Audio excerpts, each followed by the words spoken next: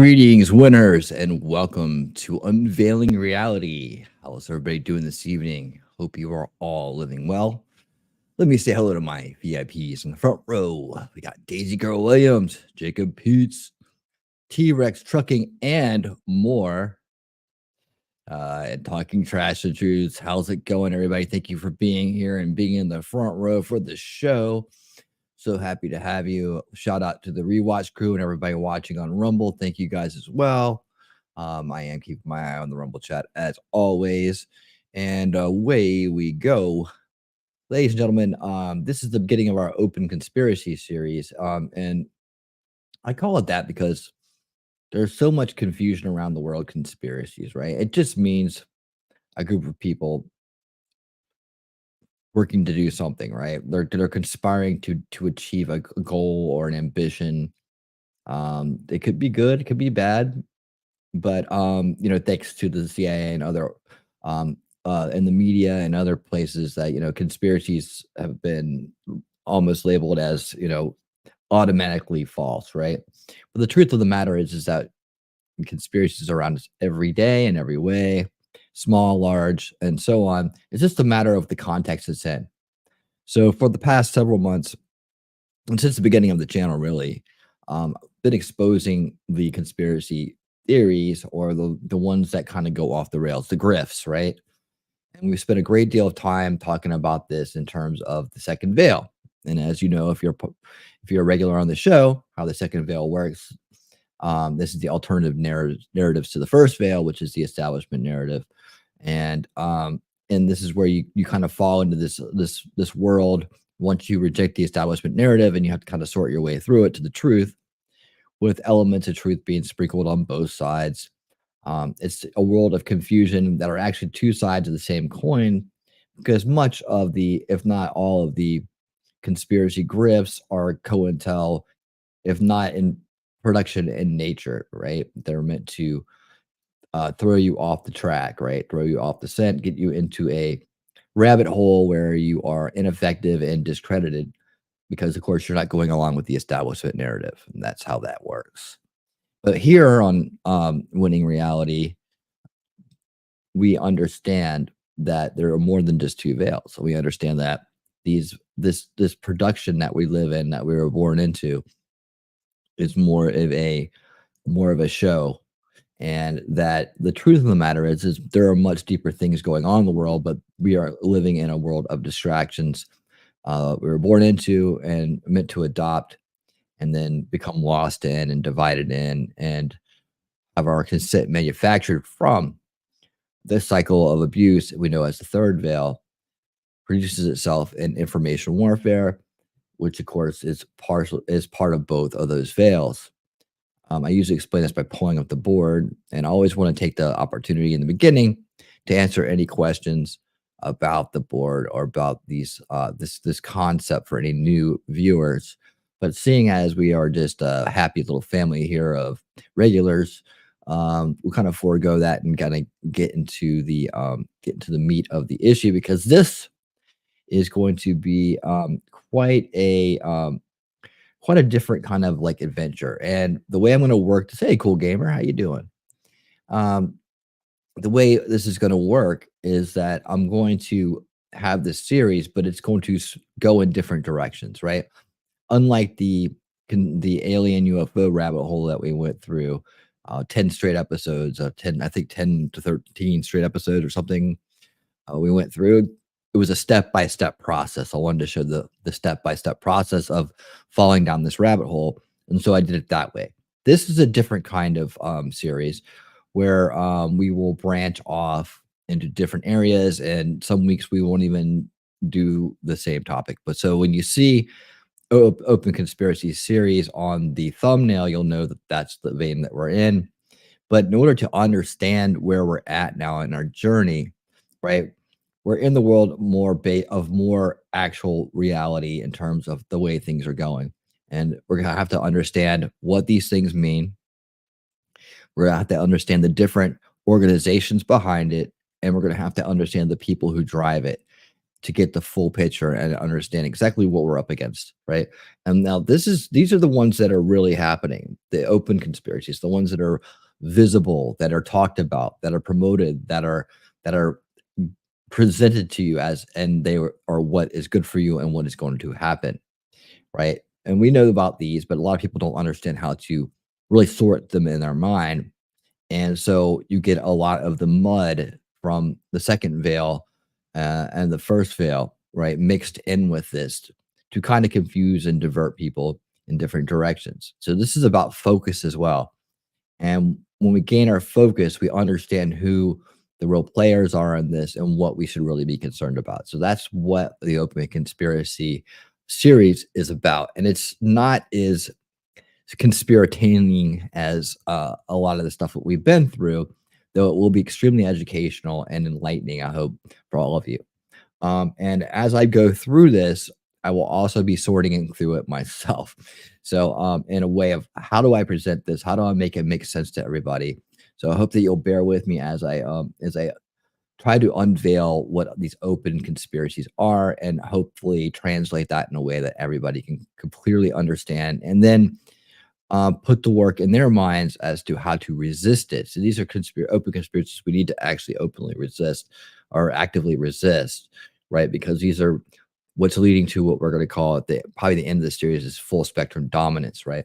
So we need to understand what the parts are. So to give an idea of that, we're going to start by understanding a couple of agendas that have been on the books for quite a while, and that is Agenda 21 and Agenda 2030. Now, what back in the day, and I'm talking about back in the day, I'm talking about 10, 15 years ago when we were addressing this issue, there was just Agenda 21. Now, since then, Agenda 2030 has come into existence, and we'll talk about that. Another thing you need to realize too is that there's not just one Agenda 21, Agenda 2030, right? There's two different distinct branches of this. Tonight, we are focusing on the UN Agenda 21 2030, but we will mention the other one, which is the Davos Agenda 21, Agenda 2030. A lot of people don't know that there's a difference between the two. And to understand that, let's see, hopefully I still have it up here. Um, yeah, no, that's what she said. So, anyways, did I close it out? No, let me see. Maybe it's a different browser. I did go to we're gonna be using a lot of AI too to help us kind of navigate. And even if I did, I still have this. Let me just duplicate that tab and go to the history and pull this. Okay, this comparison up, right? Let me pull this over here. So this is what I want to start out with. So we're going to take a look at this real quick. And I asked just for a quick explanation on this to be able to read to you. And let me present it in a way oh, geez, go. Let's see. I'll make sure I got the right one here. Okay, that's it. All right. Share, and here it is. Okay, so I'm gonna have to scroll in on that. Hopefully you guys can see that, but if not, I'll read it to you. Maybe I should just make it full screen. Okay, yeah, that'll work. Go down here. Hello. All right, so I asked what is the difference here between UN Agenda 2021 and Davos Agenda 2021. This is what it returned to me. So the UN Agenda 21 Davos Agenda 21, I'm just going to say 21, I don't want to read 2021, are distinctive initiatives with different focuses and scopes.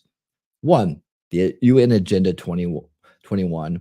The UN Agenda 21 is a plan of action for people, planet, and prosperity, seeking to strengthen universal peace and eradicate poverty in all its forms and dimensions, including extreme poverty. It aims to implement targets known as the 17 Sustainable Development Goals and the 169 targets over the next 15 years, covering critical areas for humanity and the planet, such as ending poverty and hunger, protecting the planet from degradation, ensuring prosperous and fulfilling lives for all, and fostering peaceful, just, and inclusive societies. Its emphasis collaborative partnerships It emphasizes collaborative partnerships and the integration of economic, social, and environmental dimensions of sustainable development. And whenever you hear the word sustainable development, you need to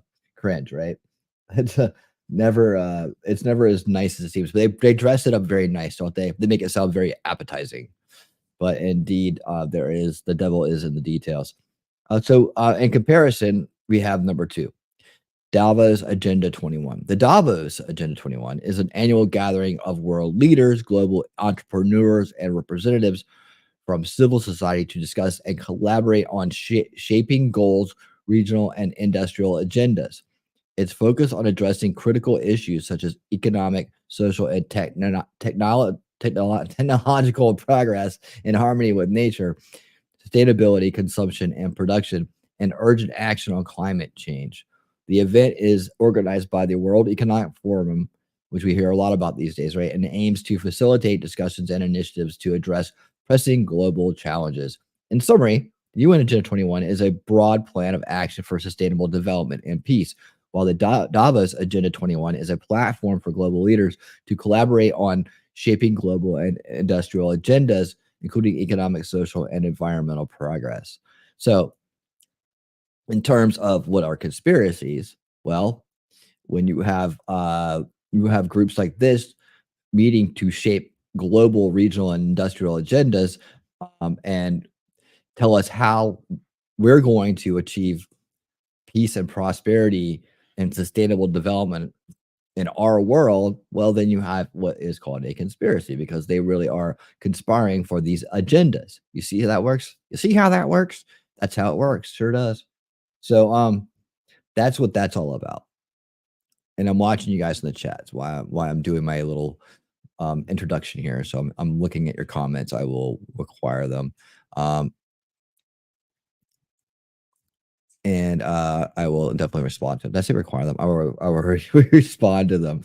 Okay. So that's the introduction to what the differences are, and I think we always need to start by understanding what we're dealing with, right? The parameters of what we're dealing with, and the definitions, and what they actually are. So now that you've heard these terms, maybe some of you have heard of these terms, maybe not. Let me know in the chat if you have any idea what I'm talking about or have ever heard these concepts. Now, before you say no and potentially say, well, I don't know. So these are the ones you need to be concerned about because as I'm about to show you, there are people that are actively working on this every single day with unlimited resources and unlimited um, permissions to pursue these goals, right? So where did it all start? UN Agenda 21. Where did it all start? Let's take a look. And I'll tell you, checking out on this is to one's own peril because this is the real stuff, right? You don't need to worry about transdimensional lizards or the Illuminati or the New World Order or any of these little grifts, right? What you need to worry about is people like this. All right, you see these guys? This is the 1992 Earth Summit, right? And these are guys, these are the people who decided how the world is going to run. How about that? Just a little gathering of people right there from all over the world. You see, there are all kinds of different people in here from different places and different races and languages and heritages and whatnot. And these are the people who decide how the world is going to run. Let me just scroll in here a little bit. This is in 1992, right? And then at this Earth Summit, take a look at this. These guys know what's best for you. At this Earth Summit is where Agenda 21 was born. This is 1992. Right? So this is how far out, like I talk about generational warfare, right? This is how far out they go. Right. So when you think about Agenda 21, it's not just they sat down and wrote up some document and said, okay, this is it. They started plotting this thing a long time ago with people from all over the world as your lifetime representatives here. And who's that right there? Oh my goodness. Is that George Bush? Sure is. Check that out. Right in the middle, the old Presidente. There it is right there. So when he came out in his big speech about the New World Order and stuff, when they talk about the New World Order, this is the order of the world, right? They're talking about it from this standpoint, you know, this new order of things, right? It's not an army, it's not a government. It is a order of governance, right? Governance. It's a big idea with very few people making the decisions. This is why it needs to be concerning, right? Because we should have sovereignty and freedom in this world, but how much sovereignty and freedom can you have when a small group of people are making all the decisions? Good questions, right? Thousand point. Those are 1,000 points of light. I don't know if those are light right there, but I don't think that's quite 1,000. But it's about all these little these things coming together. So probably a good analogy indeed. Okay, so that's who those guys are. So to understand what they did during this time, I found a nice little video that we can watch to kind of walk it in, right? And then we're going to go through the document, which in 21. And what we're going to do, the framing of this show tonight is we're going to look at this and look where it started, and then we're going to jump to where it is today. Hi, Anya, how you doing?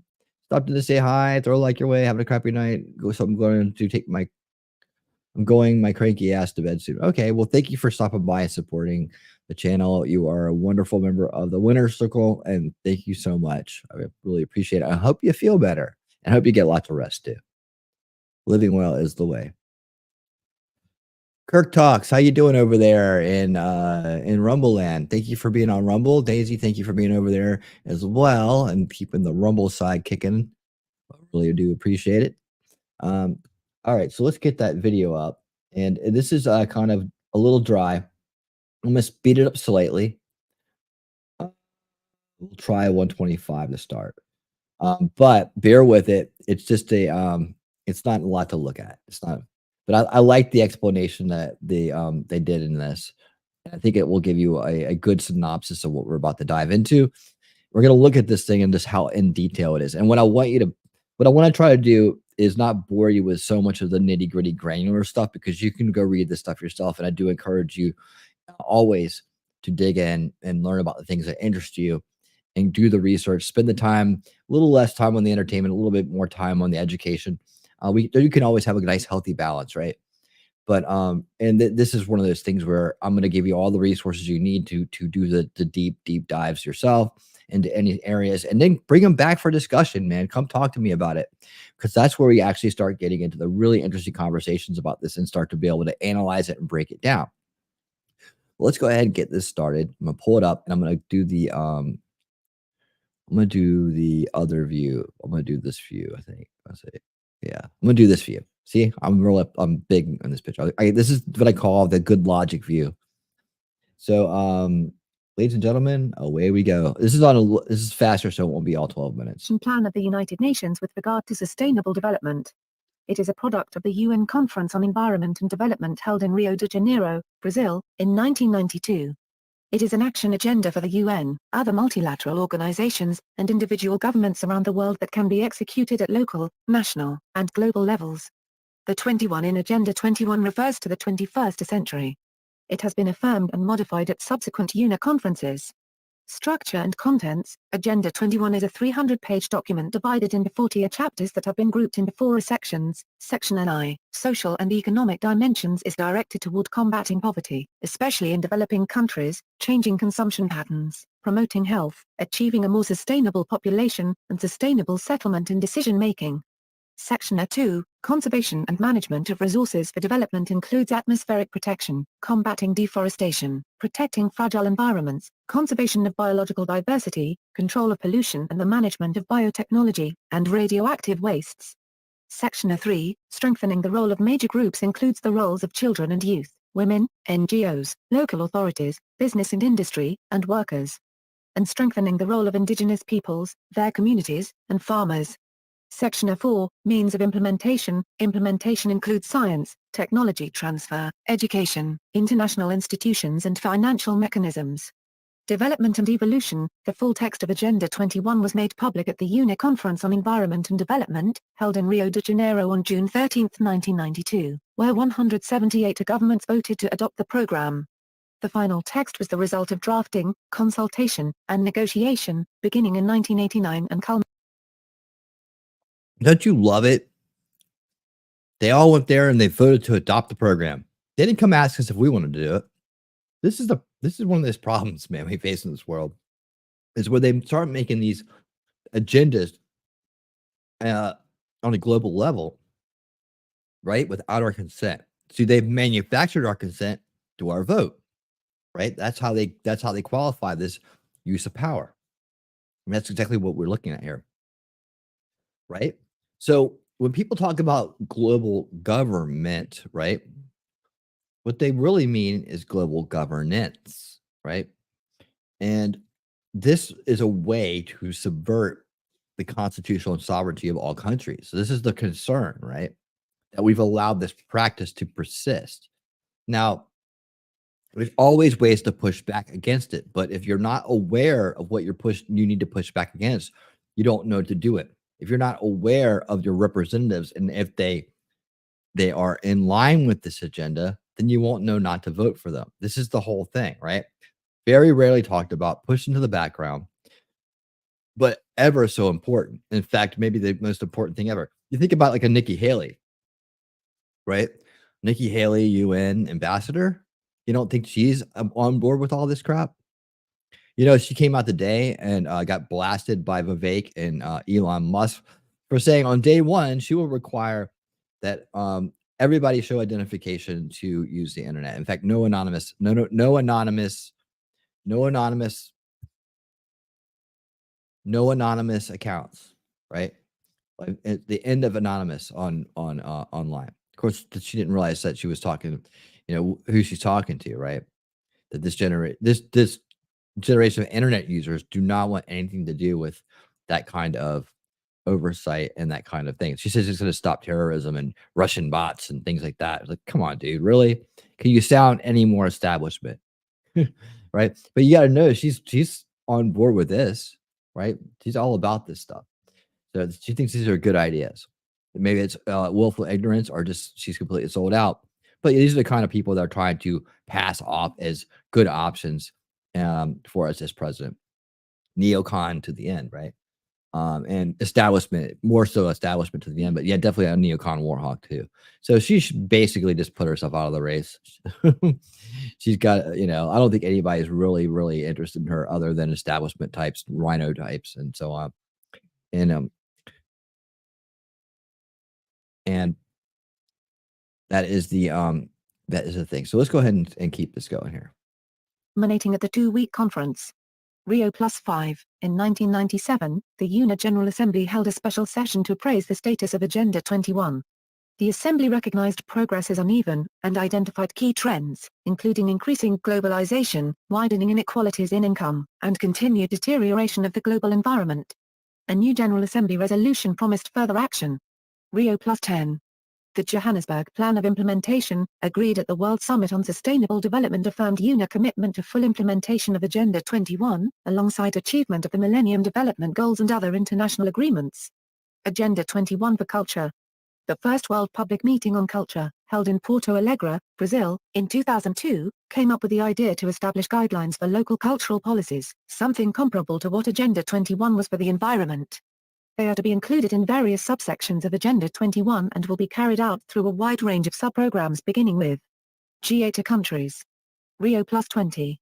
In 2012, at the United Nations Conference on Sustainable Development, the attending members reaffirmed their commitment to Agenda 21 in their outcome document called The Future We Want. 180 leaders from nations. The future we want. The future we want, not the future that we want. It's the future they want. Participated. Implementation. The Commission on Sustainable Development acts as a high-level forum on sustainable development and has acted as preparatory committee for summits and sessions on the implementation of Agenda 21. The UNA Division for Sustainable Development acts as the secretariat to the Commission and works within the context of Agenda 21. Implementation by member states remains voluntary, and its adoption has varied.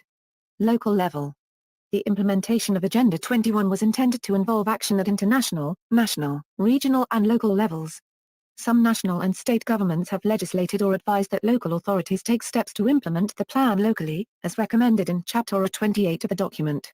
These programs are often known as Local Agenda 21, or LA 21. For example, in the Philippines, the plan is Philippines Agenda 21. The group, ICLEI Local Governments for Sustainability, formed in 1990. Today its members come from 1,200 cities, towns, and counties in 70 countries and is widely regarded as a paragon of Agenda 21 implementation. In other countries, opposition This to is from 9 Agenda years ago. 21's ideas has surfaced to varied extents. In some cases, opposition has been legislated into several states limiting or forbidding the participation and/or funding of local government activities that support Agenda 21. Europe turned out to be the continent where LA 21 was best accepted and most implemented. In Sweden, for example, What a all local surprise. governments have implemented a local Agenda 21 initiative. National level, the Union Department of Economic and Social Affairs Division for Sustainable Development monitors and evaluates progress, nation by nation, towards the adoption of Agenda 21, and makes these reports available to the public on its website. Australia, for example, is a signatory to Agenda 21 and 88 of its municipalities subscribe to ICLEI, an organisation that promotes Agenda 21 globally. Australia's membership is second only to that of the United States. European countries generally possess well-documented Agenda 21 statuses. France, whose national government, along with 14 cities, is a signatory, boasts nationwide programs supporting Agenda 21. The French activist group Nouvelle Force announced in March 2012 that they viewed Agenda 21 as a sham. In Africa, national support for Agenda 21 is strong and most countries are signatories. But support is often closely tied to environmental challenges specific to each country. For example, in 2002 Sam Nujima, who was then president of Namibia, spoke about the importance of adhering to Agenda 21 at the 2002 Earth Summit, noting that as a semi-arid country, Namibia sets a lot of store in the United Nations Convention to combat desertification. Furthermore, there is little mention of Agenda Did you hear desertification? That means this thing's turning into a desert. Or just like turning into a dessert. I don't know. 21 at the local level in indigenous media. Only major municipalities in sub-Saharan African countries are members of ICLEI Agenda 21. Participation in North African countries mirrors that of Middle Eastern countries, with most countries being signatories but little to no adoption on the local government level. Countries in sub-Saharan Africa and North Africa generally have poorly documented Agenda 21 status reports. By contrast, South Africa's participation in we get Agenda kind of an 21 update mirrors here that of from modern 9 years Europe, ago. with 21 city members of ICLEI and support of Agenda 21 by national level How well government. would it take? Specific countries, United States, the national focal point in the United States is the division chief. So one thing you're going to see too, as we compare Agenda 21 to Agenda 2030, is the upgrade sophistication. So while this is very generic, looks very generic, very old school, and you'll see the presentation, you're going to see a quite a big advancement. Like when we get down to the website, when we start cruising through the website, we're like, dang. For Sustainable Development and Multilateral Affairs, Office of Environmental Policy, Bureau of Oceans and International Environmental and Scientific Affairs, U.S. Department of State. A June 2012 poll of 1,300 United States voters by the American Planning Association found that 9% supported Agenda 21, 6% opposed it, and 85% thought they didn't have enough information to form an opinion. Support. The United States is a signatory country to Agenda 21, but because Agenda 21 is a legally non-binding statement of intent and not a treaty, the United States Senate was not required to hold a formal debate or vote on it. It is therefore not considered to be That's law convenient. under Article 6 of the United Yeah, States they're implementing Constitution. it. President George Bush was one of the 178 heads of government who signed the final text of the agreement at the Earth Summit in 1992, and in this It's a good idea if he signed it, right? same year Representatives Nancy Pelosi, Elliot Engel and William Broomfield Nancy spoke in support Pelosi. of United States House of Representatives Concurrent Resolution 353, supporting implementation of Agenda 21 in the United States. In the United States, over 528 cities are members of ICLEI, an international sustainability organization that helps to implement the Agenda 21 and local Agenda 21 concepts across the world. The United States has nearly half of the ICLEI's global membership of 1,200 cities promoting sustainable development at a local level. The United States also has one of the most comprehensively documented Agenda 21 status reports. In response to the opposition, Don Knapp, U.S. spokesman for the ICLEI. So how many of you knew that all this sustainability talk and all this stuff came out of this agenda?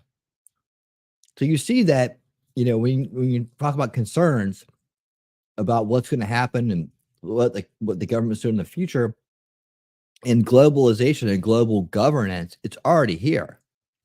Like people that are sitting around waiting for something to fall out of the sky or some big event or some army or some whatever, they're wasting their time. It's already happening. It's already happening, and they're already participating in it. They don't even realize it. Kirk talks. How you doing over there on Rumble? I see you. Kirk says, I'm awake and about to leave my job, trying to figure out how to direct my efforts in the war against the oligarchy. Well, hang out, man. Hang out. That's what we do here. We do solution culture. So, um, there's a lot of material. If you're new, I don't know if you're new, if you're someone else from the YouTube sides with a different name, I don't know. But there is there's a lot of information. I've covered a lot of stuff over here. It's also on my Rumble channel. If you drill down, you'll see the Unveiling Reality series where I talk about the veils of perception and what this show's about. Oh, but then 6 months on Russell. Okay, cool. Right on. Right on. Um, so I have the idea of these veils of perception, right? And I explain this through this retrospective board that we pull up here time to time, and how this whole thing works from the information. Oh, you saw the locals post. Oh, cool. Right on. So and to learn more. Awesome, awesome. Well, we do this show, and I do a show on Sundays where we cover a lot of old school documentaries. I have a lot of information in them. So old school watch party Sundays. If you find those videos, they're down there. They go back a year now. And then over on YouTube, if you're on YouTube, please stop by and check out the Valley of the Shadows series. That's my first series. It's a little bit rougher, but it has like the essence, the beginnings phase, the beginning of the whole journey we're going on. I've been doing this for over 15 years. As part of the Ron Paul revolution way back when, and basically defending the truth and trying to debunk what is real versus debunk what is not real versus what is real, so that we can actually have clear minds and focus our energies in the right direction, so that we are actually removing the enablement for these kind of things the correct way, right? A lot of times people just kind of give you this kind of scary theory and then leave you hanging with no solutions. That's not what we do here. So I've been doing this for a long time, and this is a conglomeration of my work over all those years and all the different rabbit holes I've went down and learned about and debunked and figured out what's wrong, what's the truth is and what isn't the truth, and then kind of a conceptualization of that through these veils of perception. And as you get to know those, you'll understand kind of how where we're at right now. Like, the first veil, you see the establishment narrative. This is the mainstream media. You've obviously taken a step through that veil, and you've walked away from that veil. You see through it now, right? You see that it was just a charade, right? And a charade.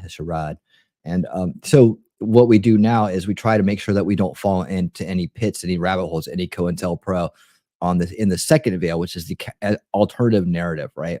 And these veils have themes that go with them and purposes that go with them. And the fact of the matter is these veils shouldn't exist at all, right? I thought it was incompetence for a while. Yeah, that's a common idea is people believe it's incompetence, and there is a lot of incompetence built into it intentionally, right? Covering the trap, the documentary we watched last Sunday, that talks a lot about where that incompetence comes from and like how it was that kind of bred into the system. But we also talk about the third veil, which is cycle of abuse. It's like a mechanism veil that actually gives the system itself generational corruption, right? By corrupting and attacking the young, the youngest generation in generational warfare, it produces a batch of corruptible people and criminality that sustains the power for the fourth veil, which is the cycle of control or the global ownership class. And that's kind of where we're at right now, because we've been doing this for a while. And a lot of the people that are over here on the YouTube side with me have been with me for most of the ride. And that's we kind of do this step by step, piece by piece as we go. This is the beginning of our open conspiracy series, and with the introduction to Agenda 21 and Agenda 30, we go back to Agenda 21 to understand the origin story, and then we go up to Agenda 2030 to understand where they're at today and what they're doing, and what we need to be aware of. The idea here is that we don't have to fight corruption head on. What we have to do is remove the enablement for it, right? So by understanding all these concepts that I've laid out and that I've researched over the years, we can then form a new veil, a fifth veil that will hopefully tear down the other veils, right? The idea is that we tear down the other veils and have no veils. We actually have an honest, open, transparent society where we can actually live free and and hang on to our rights and our liberties and all the things that make life great, families, moralities and things of that nature, right?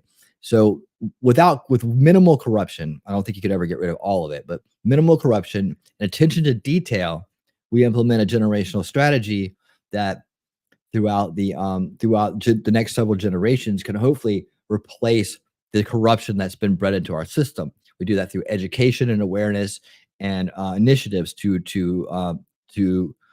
have a better future, right? So we're just in the development stages of this idea. I'm actually out here just presenting this idea so people can understand it, get behind it, and actually do things on their own, like become part of the idea. See, I'm just an idea. I'm winning reality. I'm just an idea. I'm not even a person. I'm just an idea. There's a vessel here talking for me, but I'm just an idea. And it's an idea. It's a good idea one you should subscribe to and hang out with, because I'll give you all my knowledge and I'll show you what I know. And then you can take that and do what you want to do. You say you want to go and fight the oligarchy. um, this is the way that you do it. You acquire the knowledge, you stay focused on the goals, which is to you can't fight them head on, right? You can't fight them head on. There's not going to be a revolution or anything like that that's ever going to be effective because you haven't eliminated the corruption that powers the system. We have to eliminate the corruption and what causes the corruption. We have to remove the enablement that the cycle of control grabs from that cycle of abuse, and that's informational abuse and traumatic abuse, right? From propaganda to war, right? From education to crime, right? These are ways that they have abused us in our entire lives. See, keeping somebody trapped in a false narrative is abuse, right? As much as strong arming them is, if not even more. It's a lifetime of abuse. Yeah, to lockdowns, exactly, yes, the lockdowns, to seeing how obedient, how much control you have, and forcing people out of their natural rights. That's the kind of things that we discuss here. So, we're happy to have you, man, and please, if you do YouTube, please come on over to YouTube and check out this content I have on that side as well. I'm building up the Rumble channel. I appreciate you being part of it, and I try to get as much stuff over there as I can. But I think the more complete gamut of it is still on YouTube. I think the early series stuff is still over there. I don't know if it actually ever clicked over or not to the YouTube Rumble side. I have to go back to the beginning and see if it actually translated over. But I cover like Yuri Bezmenov and ideological subversion, how the mind works and how they're able to manipulate the mind with information. That's my early work, right? The epidemic on display of narcissism in the society. That's part of the ongoing corruption, the power of the cycle of abuse. And then we talk about we talk about the elements, right? The elements in each veil, like where you'll run into these things, or where you'll learn about them, or where they exist, where they're housed. That's kind of what the board's about. Let me show you the board real quick. I'll tell you what, guys, if you don't mind, Kirk seems like a really into this, and I'd like to just show them the board real quick to give them an idea what I'm talking about. We'll get right back on track, I promise, guys. And these guys have seen it too, so we'll get right back on track after this. I just want to show them the board because maybe we got a new. Oh, here we go. Thank you so much for that little customer feedback, Lee. All right, let me pull it up. This is the board I'm talking about. Whoops, let me get a big screen here. And there it is. Okay, so yeah, we start over here. How the human mind works. This is the early work you're gonna run into when I talk about these things, right? But you call it the human brain, the human mind OS, right? It's all images and how they use information to overwrite archetypes. These are the stages that you'll see people go through in terms of belief systems, like when they're trying to defend a belief system, they go into this range, this denial, anger, bargaining, depression, and acceptance, stages of grief, stages of belief, right? And what we want to do is get them into the buyer's journey, right? We want to get them into awareness, research, consideration, decision, so that we can then have solutions that we can implement and resolve issues with. And the way I describe this to people is that you are born in innocent love and light, right? You don't know the world outside of yourself. and you just think everything is wonderful, and it is actually. It's a beautiful thing to be innocent. But you, as you grow older, and get to know your families, your schools, your communities, you are in this first veil of perception, right? This first veil of perception is like generally with the way the world is seen from the establishment narrative, right? You got the television, the media, the school system, the education system, the religious system, and so on. And this is where a lot of people end up staying. But people like you eventually figure out there's something not quite right about the first veil, and you lose faith in the establishment narrative, and boom, all of a sudden you find yourself in the second veil, right?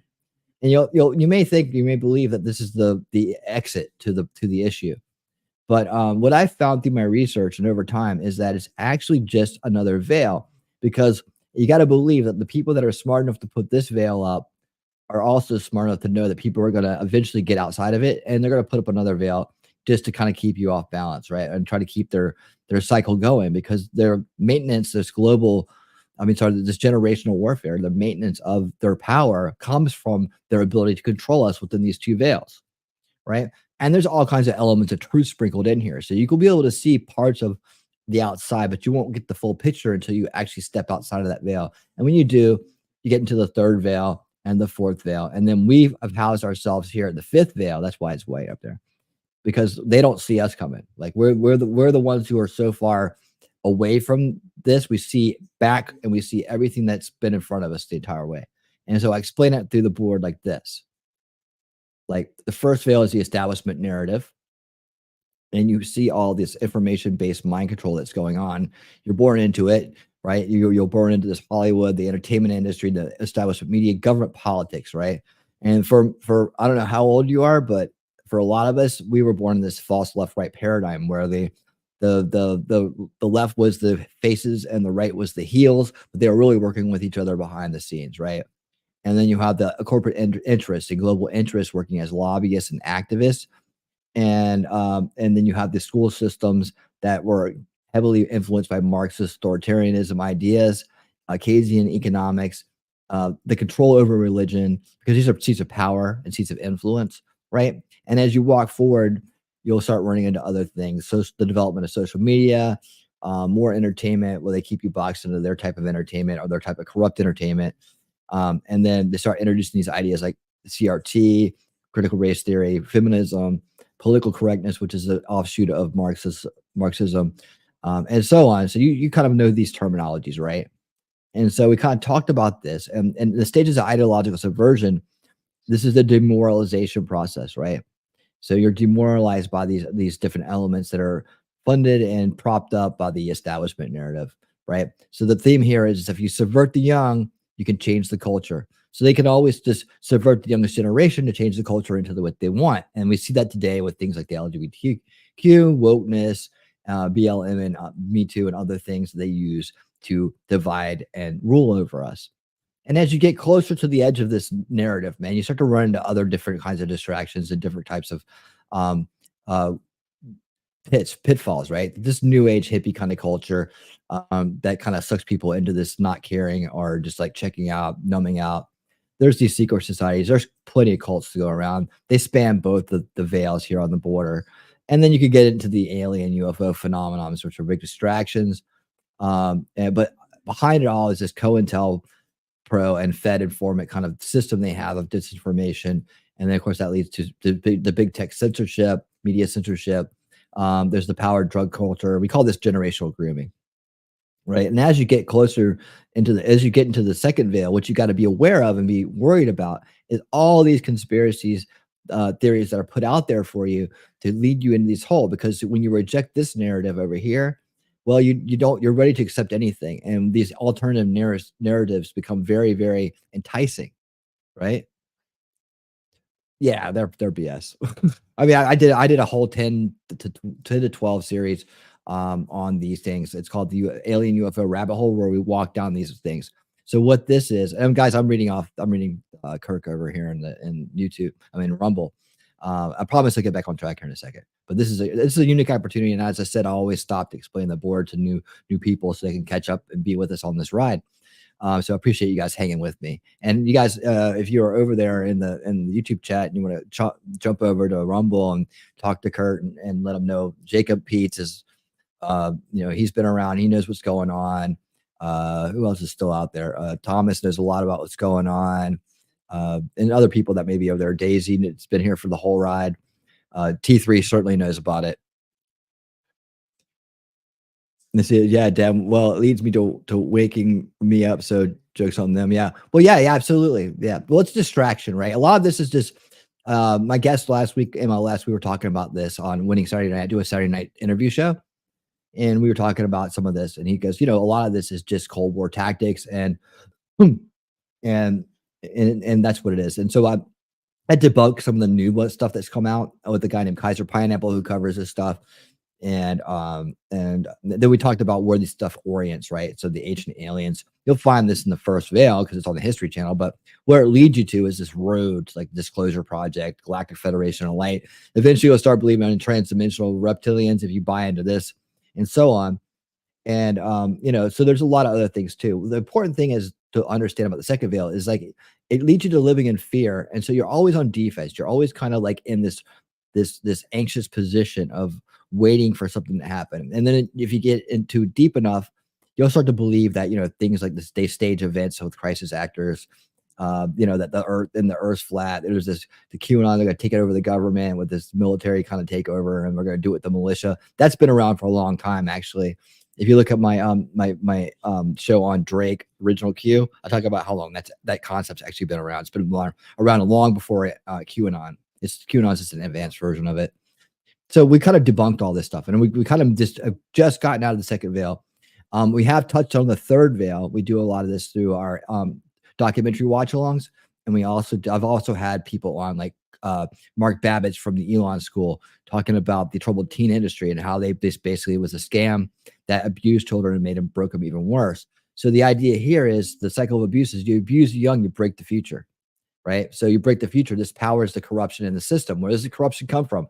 Why are people so broken these days? Well, if you look back into all these systems right here, you'll see that it comes from our food or water. It comes from the institutionalized psychology, social engineering. Some of the mind experiments have gone along so they can understand how to better warp the minds throughout time. War, terrorism, deep state intelligence agencies, human trafficking. All these things lead to this epidemic on display of narcissism that really does a lot of the damage and sends people into this egomania, right? This is a crisis, and it's a crisis. That's why we have the crisis stage here. And of course, what they want to do is they want to create the crisis to pose as the saviors, the Hegelian dialectic, right? So we explore all these concepts, and we've been looking at what some of their bigger cycles of control are, some of the bigger institutions. And here we are tonight. Actually, you can mark this off the board because we're covering it. And here we are finally at this point, and we're going to be looking at this open conspiracies, and we're going to be looking at this concept here. I got to figure out whether I can actually talk about that on YouTube or not. It might be a Rumble exclusive, guys. And we're also going to be talking about these guys down here, these groups that we're talking about, the UN right now. We're talking about Davos probably next week.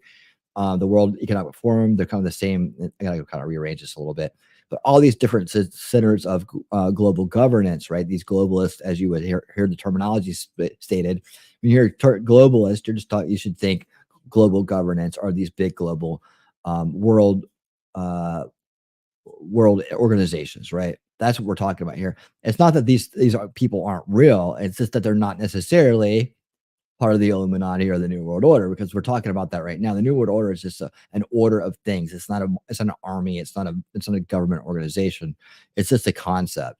And a lot of people go too far with it and believe things like that all these things are part of this government that's called the New World Order. It's not really a government. It's not really a secret society.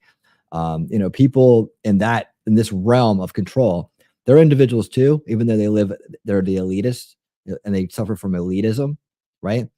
And they normalize their elitism throughout our lives. And that's what we need to change. So this is manufactured generational power for them, right? And the cycle of abuse manufactures generational corruption. So that's the manufactured dysfunction in our society we see today. So to answer any questions about that, this is what's going on in our world, right? And so what we're heading towards here, and I'll probably move this around a little bit as we go, but these agendas head towards planetary resource control, and eventually what they're really spelling out is full spectrum dominance. So we're going to get to these concepts as we move along, right? and we'll also look at some more economic aspects of it as well. So these are kind of going to branch out this way as we go. So you're right here at the beginning of this series, day one of this particular series in this whole journey we're taking. I hope that catches you up. And by the way, this is solution culture. Let me go ahead and look at this real quick, and then we'll get back to it, guys. All right, solution culture.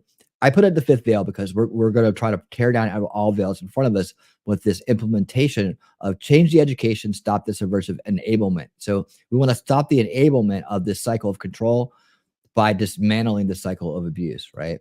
And what we have to do is we have to go back to the earliest generation we possibly can and start instituting things that are going to make sure that they grow up right, right, and that the information is pure. So it's a three-prong attack, right? And that we have to take back the power from the government itself in a peaceful way through anti-establishment leadership that will call out these evils in our world with fearlessly, and will do the things to dismantle these agendas from the government level. But that's not enough, because a lot of it is local, and we have to take responsibility for ourselves. And that has been the failure of the previous generations, not able to take control or take responsibility and accountability. Some of that is manufactured through the fact that they've been, through economics and other means, have been stressed and maxed out, information withheld, omitted, history, things of that nature. So what we're going to do is start doing things like putting the Socratic method back in education, putting the trivium back into education. That's grammar, logic, rhetoric, teaching what logical fallacies are so that we can reject them from a young age, resist things like that. That'll help bring down the abusive cycle, because you won't put up with gaslighting, you won't put up with manipulation if you understand that people are just using fallacies against you, how to deal with that. We need to teach children how to deal with this stuff. Also, we need to repair the history. The history's been tainted. That's dividing us. As you can notice these days, wokeism or CRT has omitted a lot of history. They've painted the white people as the bad guys, and the black people as the victims. We need to get away from using color terminology. We need to get back to just realizing we're all Americans. We need to get back to clean, real food. We need to clean up our food and our water so that we are healthy, and so that we're not dominated by things like big pharma and other things like that put us in this cycle of I guess a cycle of like medicated reality. It's like a cycle of being dependent on these things, and our money and our resources being pushed into that. Hey, what's up, Crumbs? How's it going, buddy? Let's see. Yeah, I'd love to hear your reaction to it. Cartoon from the past. So check it out. So Kirk, this is what kind of things we're doing here. And early media studies, narcissism education and countermeasure programs, uh, information freedom, getting back to that, unbiased truth, fact-based media platforms. These are parts of the solution culture. We're still adding to this. Of course, parental rights and action, like exercising your parental rights when it comes to education, and the court systems too, as well. Like, making sure that people have their fair. So we need to put some more stuff on here. We're still building this up, right? So one more thing. A couple of things to remember about the first veil, second veil. The establishment never lets a crisis go to waste. Neither do conspiracy grifters. However, they both produce mind control victims equally. That's a good way to look at the first and second veils, as you kind of put up your defenses to make sure that you're not sucked into either kind of situation, and you can see clearly about what is really to be concerned about in this world. That's what we're talking about tonight. And the last thing I would like to say is, this is our channel motto: I'd rather know the truth than be right. Like, living by this gives you freedom, gives you the ability to humble yourself and listen and hear the concerns of others, but it also gives you a path. And I've been living by this for a long time. It's okay to be wrong. It's okay to not have the right information, because, as you can see, we were born into a big lie. And getting past all this stuff, all these distractions and mechanisms, is tough business. And the fact that you've been it this far says something about who you are. So welcome aboard. Hope you will join us on this journey, and thank you so much for being here. Let me go ahead and get back to our thing tonight, and our story for the night. Where were we? All right, they were right here. Okay, so we're almost through Agenda 21. Sorry if I distracted anybody, but I thought it was worth it. Cheers, Kurt. Like I say, I think a keen interest when people show up and interact and they want to become part of what we're doing. I want to make sure they get a great introduction. So everybody say, hey to Kirk. Kirk Talks over there in Rumble, and welcome aboard. Here we go. And if you're on YouTube, come on over. Morph Trust, you can flip that on its head too. Okay. You see, all right. It was to finish this up, and here we go. Has said sustainable development is not a top-down conspiracy from the UN, but a bottom-up push from local governments. The Arizona Chamber of Commerce and Industry successfully lobbied against an anti-sustainable development bill in 2012, arguing it would be bad for business as it could drive away corporations that have embraced sustainable development. Opposition, during the last decade, all right, welcome, Kirk. Opposition to Agenda 21 has increased within the United States at the local, state, and federal levels. The Republican National Committee has adopted a resolution opposing Agenda 21, and the Republican Party platform stated that we strongly reject the UN Agenda 21 as erosive of American sovereignty. Several state and local governments have considered or passed motions and legislation opposing Agenda 21. Alabama became the first state to prohibit government participation in Agenda 21. Many other states, including Arizona, are drafting, and close to passing legislation to ban Agenda 21. Activists, some of whom have been associated with the Tea Party movement by the New York Times and the Huffington Post, have said that Agenda 21 is a conspiracy by the United Nations to deprive individuals of property rights. Columnists in The Atlantic have linked opposition to Agenda 21 to the property rights movement in the United States. Glenn Beck co-wrote a dystopian novel entitled Agenda 21. See also, Ecologically Sustainable Development, Earth Check, Earth Summit, Education for Sustainable Development, Global Map, ICLEI Local Governments for Sustainability USA, International Council for Local Environmental Initiatives, Man and the Biosphere Program, Millennium Development Goals, National Strategy for a Sustainable America, References. Further reading, Lenz, Ryan. Anti-government conspiracy theorists rail against Union's Agenda 21 program. Intelligence reporter, Zelchuk, Scott. Rothschild, Richard. UN Agenda 21, coming to a neighborhood near you. American Thinker, Earth Summit 2012. External links, Agenda 21 text, United Nations Sustainable Development Knowledge Platform. There you have it. So that's the introduction to Agenda 21. And you can see not everybody's on board with that, but you can see where it comes from, where it came from, and what it's about. Now, the Agenda 21 website itself has been pull this back, archived. So let me show you real quick, because they moved on to the next agenda. What their first attempt was. Yeah, let me give you a bigger view of this. So this is what you're going to find when you go there. December 2022, your exit. So you can see this last year they archived it, and here is the comprehensive plan, right? So it's comprehensive plan, take action globally, nationally, locally, organized by the United Nations systems, government, and major groups, in every area in which humans impact on the environment. It's a very environmental kind of approach, right? Because it was developed at the Earth Summit in 1992, right? So yeah, December 1992, there it is. We just went through all this, right? So then they give you this, you can go check out this website if you want to.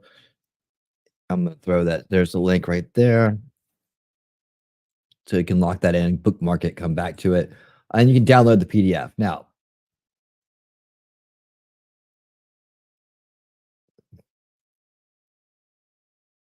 make sure this is all good.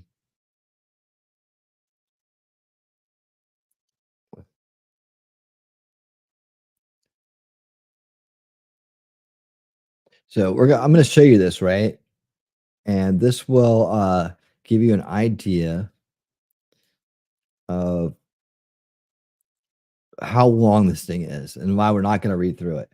Not all of it, at least, but you can see it's very, very dense. So these guys, like I said, they got nothing but time on their hands. There we go. Slowly kind of walking in here. You can look at these sections, right? Social and economic dimensions, right? international cooperation, accelerate sustainable development. Right. This is regulations. They want to combat. They're saying they're combating poverty. Of course, they're from a global level. Think about that, right? Combating poverty from a global level is a global governance over local management because poverty is local. It's not good. It's not it's a local issue, right? Changing consumption patterns. Okay, that's force, right? Demographic dynamics and sustainability, protecting and promoting human health conditions, promoting sustainable human settlement development. So that's regulations on how you develop and what you can use and what you can't use. Integrating environmental and development and decision making. So education, basically going in and saying this is the way you should do things. This is how we're going to do it. Protecting the atmosphere. This is like climate changes stuff. Um, Probably an attack on coal if you dig into it. Combating deforestation.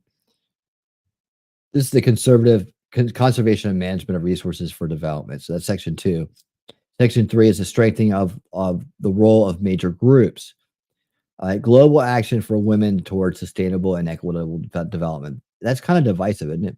Children and youth and sustainable development, getting into schools, getting into early education and indoctrination, right? This is what they're talking about. Now, they put a nice spin on it, right? But when you break it down to its basis, that's what it is. Recognizing and strengthening the role of indigenous people and their communities. That's it sounds like a virtue signal, but okay. The strengthening of roles and non-governmental organizations, NGOs, right? Partners for Sustainable Development. That's big money billionaires and their organizations. Local authorities, initiatives in support of Agenda 21. Strengthening the role of workers and their trade unions' positions of strength. Strengthening the role of business and industry, scientific and technology communities, means of implementation, right? Financial services and mechanisms, right? So this is the means of implementing these things. Oh, strengthening the role of the farmers. Yeah, they really strengthen them, all right. We saw that in King Corn, the documentary we watched recently, exactly how strong they feel. I know these farmers feel about. Um, Financial resources mechanisms. Let's see, a transfer of environmentally sound technology, cooperation and capacity building, science for sustainable development, promoting education, public awareness, and training. There you go. See, they know where to go to get their ideas through generationally. Now, realize when this was written and when this was trying to be implemented and what year it is now, right? That generation is out of school. uh International institutes. Do you guys remember like Earth Days and all the efforts they put into schools about training us on how to be and how to act? Like then like if you had younger siblings, you may have saw them go through a more advanced version of it. If you had children right away, you probably saw even more advanced version of it. And if you have kids today, you're seeing a whole other level of indoctrination going on in schools. So they know where to go. And we know what we need to do is we need to get away from those systems and start implementing the right education because I'm living proof and I got living proof about right over there on the other side of this wall that that it does work. It does work, and I know a lot of other people here, part of our crowd here, understand that as well. So we are building the future already. We're already part of building the future of solution culture by taking these steps to get away from these types of indoctrinations, right? So it goes on and on and on. There's a preamble, and you can get that again. The download from that link that I just put out, you can go and download this and read it yourself. Like I thought about reading this whole thing and then I realized how long it was. I was like, no, man. It's like it's so nitty-gritty granular that I didn't feel like it would be a good use of our time in terms of going through and understanding every single line of everything of this older agenda. I figure we could spend more of our time talking about what's going on right now. So for your background research, you have the link, and through that link, you can download the same PDF you just saw. All right.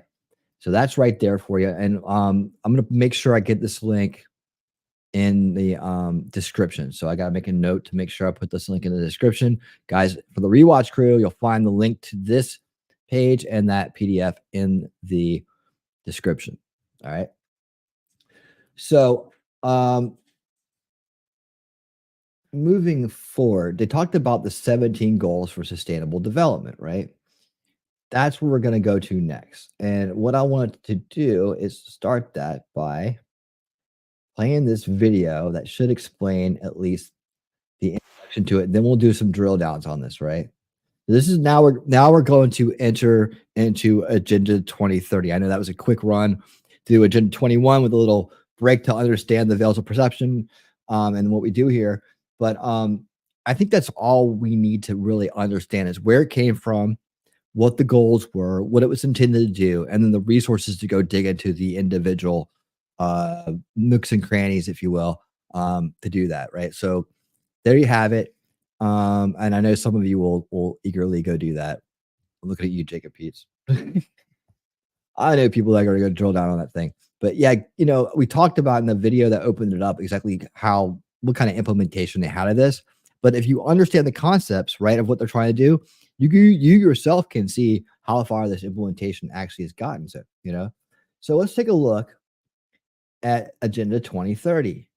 This is where it stands today, and this is what you're hearing a lot about. Now, again, there's two different ones, right? There's the UN and there's the Davos. So what we're gonna do, we'll do Davos next week because we need to do that and then dig into these organizations themselves. The UN, when was it founded? What is it able to do? How effective is it? What should we be worried about? And same with Davos. And we're gonna dig into these globalist organizations, these global organizations that spin up these agendas and then push them out and push them through. And we'll get to a better understanding of this. This is the real things you need to be concerned about. It's not the Illuminati or New World Orders or army stuff and things that they try to get you roped into. They're going to do this to you. You're going to do that to you. They can do nothing without your consent. Do you understand? They can do nothing without your consent. They're going to do this and that. Now they can manufacture your consent, but it's about us pushing back, right? And we have enough people out there right now that are at least vaguely aware enough of this stuff to know to at least resist it without knowing much more. But it's what do we do on the back end of that matters. It's what we do on the back end of that matters. That's the difference. That's the difference maker. That's where the goal of this channel has been to try to get people into the solution culture mindset so that we can become more solution minded instead of just, startled kind of like the sky is falling, awareness models, right? We're very aware in this day and age. Whoops. But we need to be more solution minded because once you're aware, right, you need to do something with that awareness. And that's what we want to get to. So let me go ahead and pull this up. Yep, that's it. Okay. Do you know all 17 SDGs? All right. Sustainable development goals. And away. This is a quick 1 minute. Okay. Normal speed. Wow. You guys want to watch it in 4K? No, probably not. All right. Make a nice picture. Hold on. I should share the screen first, right? Let's do this view. Okay.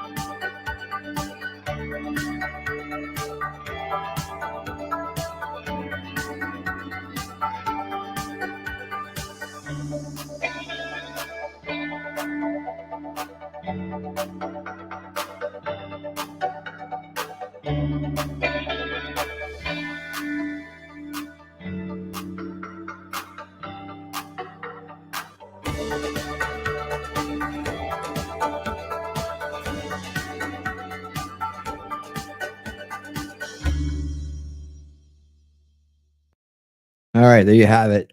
So yeah, that's how they introduce these things, right? And here they all are. And what you can do on this website here, UN website, you can actually go and click on these, right?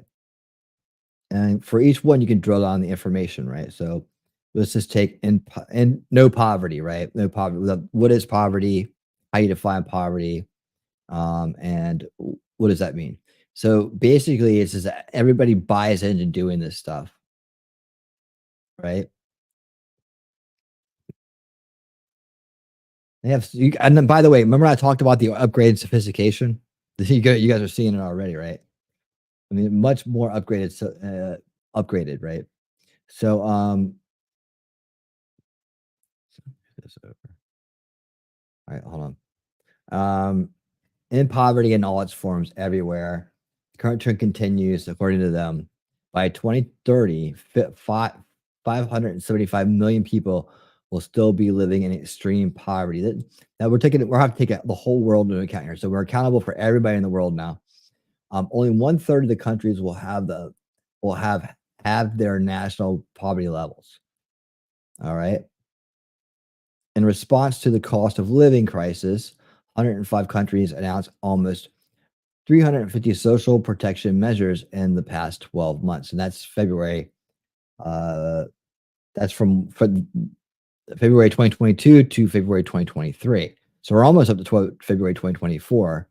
Um, Many vulnerable world population areas. So you can read through all this stuff, right? And then it kind of gives you their little numbers. Now, take it or leave it. Is this biased? Is it accurate? I don't know.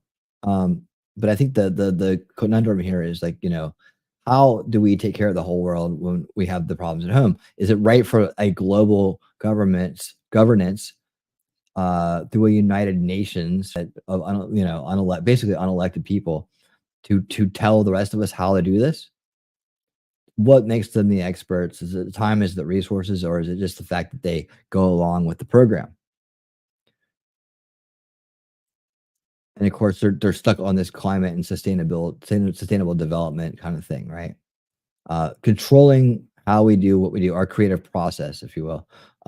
Expert groups to prepare a report analyzing climate. So this group is very big on the idea that all climate issues are man-made, and that we have to control everybody to control the thermostat of the world. So that's just one of them you can drill down on. The going back here, I saw another one. You can notice some of the other terminology that we hear a lot about today.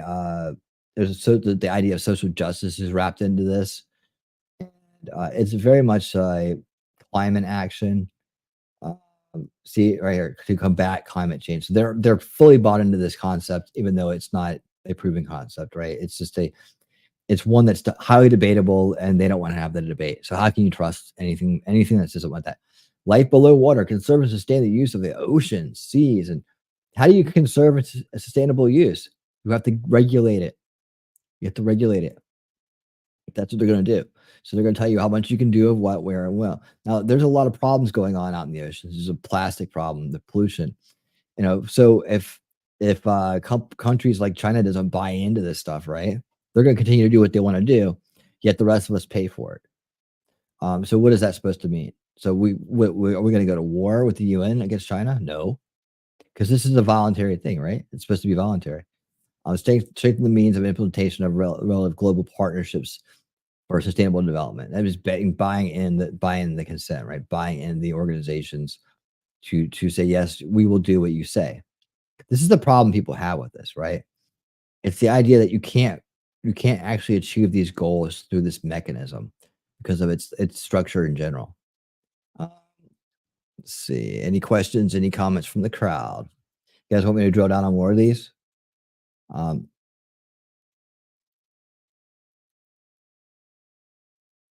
let's see. Questions and comments from the crowd. So we did that. We did that. Okay, so where's this one right here? I think this is it. So let's see, how much did I get saved on this history? Give me 1 second, guys. Oh yeah, let me give you this website as well. I'm gonna put this one in the description for everybody. All right, there you go. That's the goals, right? So that's the sustainability goals, and how they're going to go about doing it. Peace, justice, and strong institutions. Promote peaceful and inclusive societies for sustainable development. They use that word sustainable. It's like a brainwashing term at this point. So it's so on, I guess when it's in the title, it's going to be everywhere. So it's good marketing. Provide access to justice for all and build effect. Oh, really? This is starting in America. Build effective accountability and inclusive institutions at all levels. We're not doing that already. I think everybody's included. I think what we need to do is get to the get the corruption out. Like there's no talk about removing corruption, is there? There's more stuff. Oh wow, about 150 people just arrested in the DNC headquarters shouting, "Let Gaza live." They had to evacuate. They said Daisy Girl over in Rumble chat. It's just that's an interesting little thing that's going on there. Responsible consumption and production.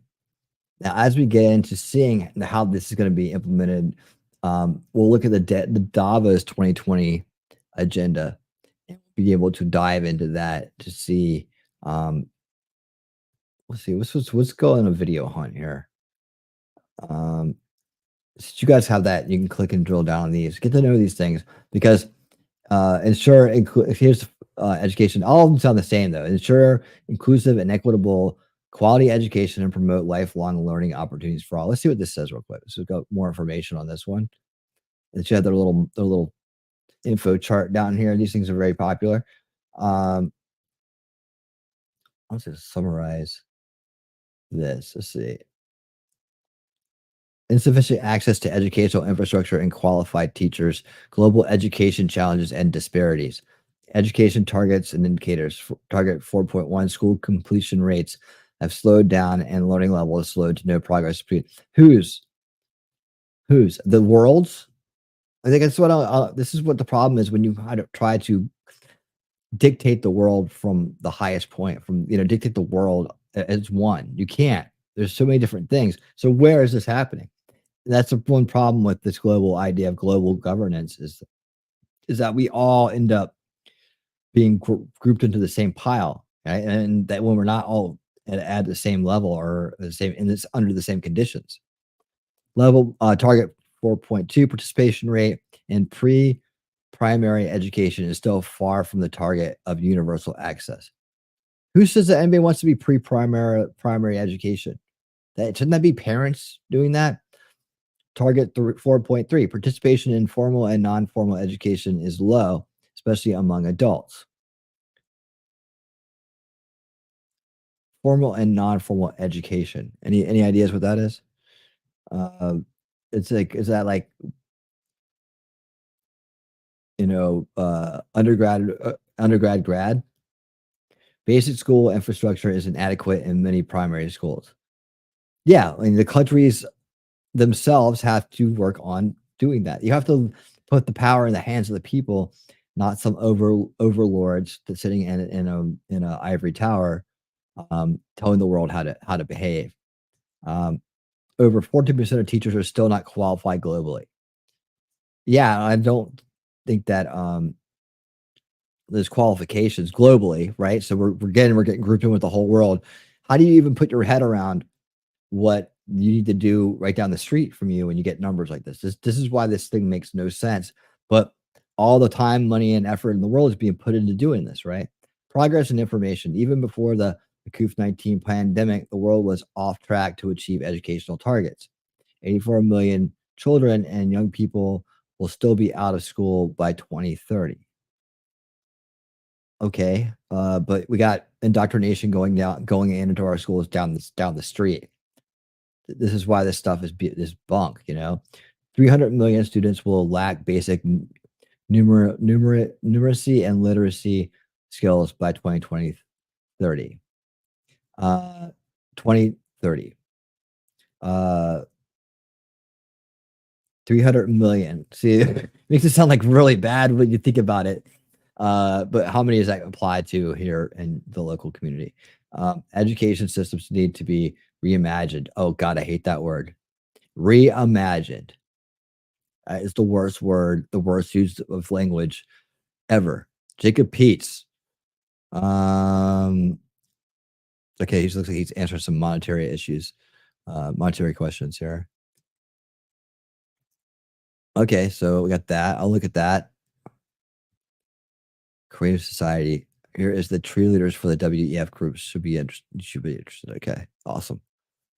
So it looks like we have a question about blockchain going on in the chat. Let's check that out. Youngster Skamore. Do you guys think blockchain will have a significant role? And if decentralized money can put up a fight on our side versus CBDCs? Looks like we got some answers going on. Kurt, while blockchain is theoretically promising by virtue of blockchain being completely open source, it could be tracked, especially within the unlimited access to funds it has. Um, so sure, they can turn your money off, but they could easily create tracks and predictive algorithms could lead money down many different roads. But but the most dystopian that will come to mind is pre-crime. Ooh, ooh. Any completely virtual currency can be tracked, traced, and databased, leaving it vulnerable to manipulation. Good points. Okay, Talking Trash and Truth says formal education takes place in schools, training institutions, and at college and universities. It also has clearly defined curricula and rules for certification. Non-formal education, on the other hand, takes place mostly outside formal education systems and is voluntary. Oh, thank you for that clarification. I appreciate it. Okay, so reimagined, yes, that word sucks. I hate that word. Reimagined. When you hear someone use the word reimagined, run. Okay, because reimagined is like re-image, right? Overriding the image of. We need to reimagine our ways of doing things and reimagine it. Dude, you're it's not good when someone uses that. And financing must be a priority. Learning losses due to COVID related. I can say that COVID word, right? It's the related schools closures have been documented. I'm just reading off the grand UN's website here. Global education crisis, a school closure due to a pandemic, have led to devastating consequences for children learning as well and well-being. No shit, Sherlock. See, approximately 147 million children have missed more than half of their in-class instruction over the past 2 years. Education disruptions could result in combined total loss of 17 trillion in lifetime earnings. School closures have disproportionately affected children from disadvantaged backgrounds, and those in rural areas, children with disabilities and ethnic minorities. Yeah, but all the white boys came out just fine. What a bunch of crap. Developmental milestones for 3 and 4-year-olds. Data from 73 countries indicated about 7 in 10 children from age 3 to 4 are developmentally on track. There are no significant differences in developmental milestones between boys and girls. How about that? The pandemic has disproportionately affected the early childhood education, especially in low and middle income countries. Interesting.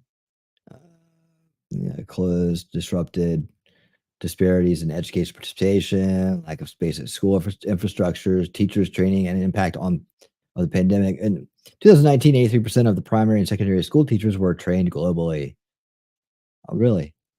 However, the teaching workforce has been severely affected by the pandemic and school closures, and not to mention the freaking groomers.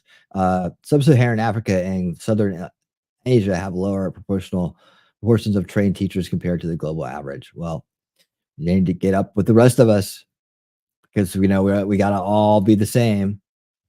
I don't know, man. You see what I'm saying? This is what it's all about. This is why it's scary because they're trying to group everybody in the same thing. Now it's not just the country trying to do it, but it's the entire world. So now you're going to be compared to sub-Saharan Africa and low to middle income Asia when decisions are made, right?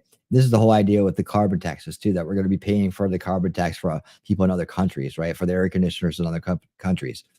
And because we have been successful in being a liberty, freedom-minded country and respecting rights, built on the backs of the nuclear family, uh, they think that we should have to pay the brunt of the load here. And the more sophisticated the country, the more successful the country, the more they need to pay for countries that have not caught up or cannot catch up in many cases.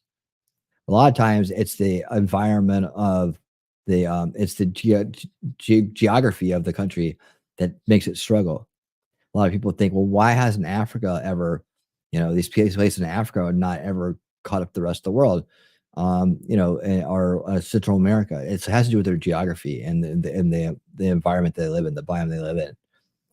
There's just not good ports, there's not good crops, there's not good uh, business or industry. There are some parts of the world that just don't, if you're going to live there, it's going to be rough living. That's just the way the world works. Try go living in freaking this, the frozen wastelands. You're gonna have the same problem.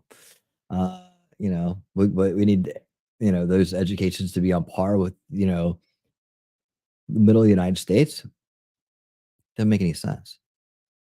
But this is the problem with global governance, right? This is why the UN is a waste of time and money and effort. Now, if they could be a UN that, doesn't get in the middle of affairs and allow wars to not be played out, that would be a good thing. I think, I'm trying to think, was it Thomas Sowell that pointed out? I think it was Thomas Sowell that pointed out to us that, before groups like the UN got involved in world affairs, we didn't have these ongoing long-term wars. We didn't have terrorism to the point we do now. It was like one country would attack another, they would take care of their own problem, and it would be the end of it, right? It would be done. That's the way the world worked best. And then when we started getting into these globalist organizations like the United Nations, getting in the middle of the conflicts, right?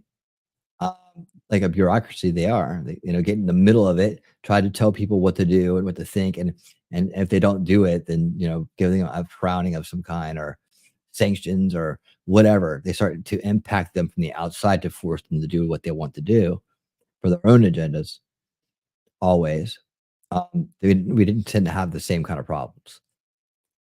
So one of the best ways to deal with an organization like this with an agenda like this robust agenda to control the planetary resources and yourself, your children from cradle to grave, is to just get out of it. And now we need to learn more about the history of the United Nations, which we will do next week. We'll dive into how it was founded, who are the people, how does it function, and what we can do to possibly put an end to this. I know that Ron Paul wanted to get us out of the UN because we have no business being there. It doesn't do any good. But it's actually headquartered here, right in the United States. So we got some issues. Um, let's see. Talking Trash and Truth said, "Oh wow, they got some good stuff going on here in the chat." While I was sitting there reading away, let me let's see, turn money off. I saw that non-formal, non-formal. Um, okay, so another way to say redefine, change a definition. Yeah. Let's see. Dangerous language manipulation. Always. Yes. Yes. Yes. We do talk about that, Kurt, as well.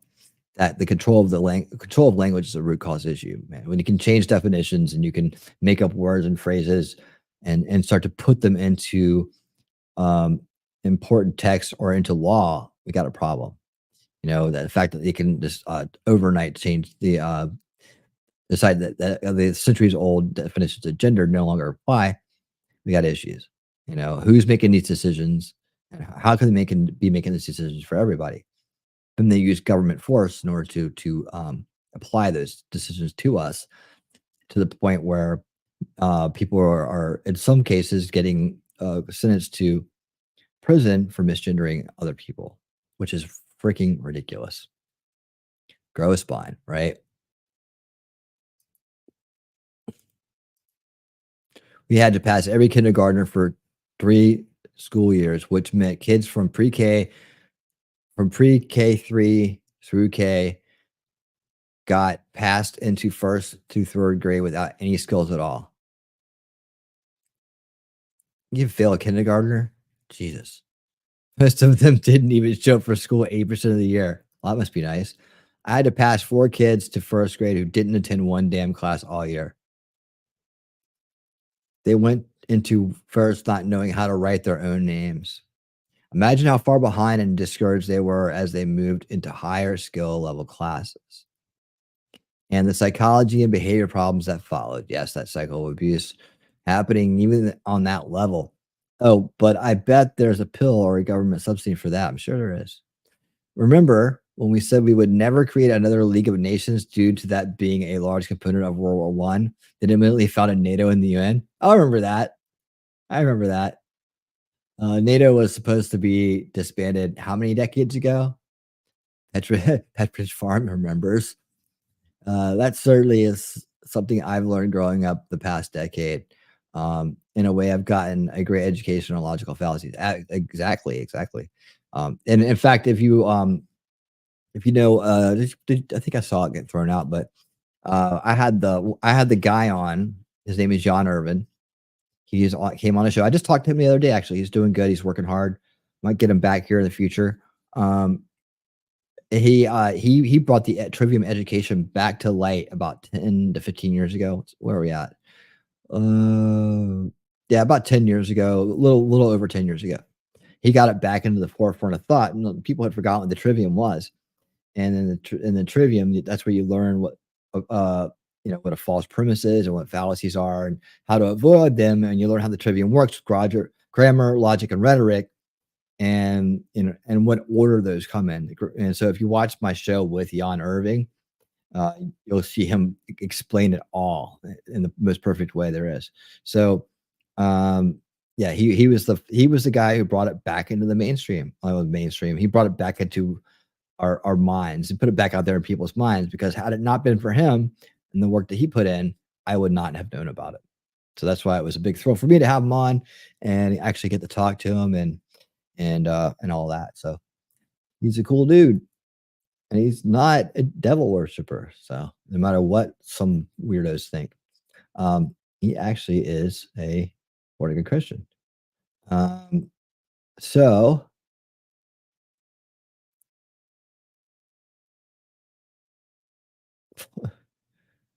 it's the World Economic Forum YouTube page, the Global Agenda 2012. We could probably start to get into the we got like it's an hour 30 in. That went a lot smoother than I thought. Now let me show you something. Let's take a look at the UN real quick. Just real quick. I'll do the deep dive into the history next week so I can prepare for it. But uh, let me show you what it looks like if you go to their website. I mean, their YouTube page. Do you know that they're on live 24 hours a day? Evidently. Yeah, but they only have 2.8 million subscribers. I'm not going to subscribe. Oh man. All right, here we go. Let's present this. Watch, they're going to copyright strike me. Um, Claim me. How many people are watching? 115 watching. Here we go. UNICEF is partner support of the construction of that you can withstand natural disasters, including. I watched a let me turn this down. It's probably copyrighted. I watched a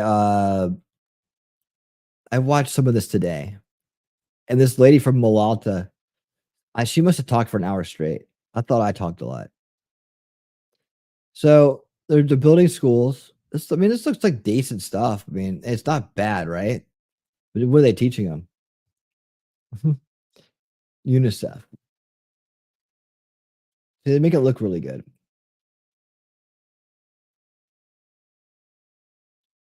But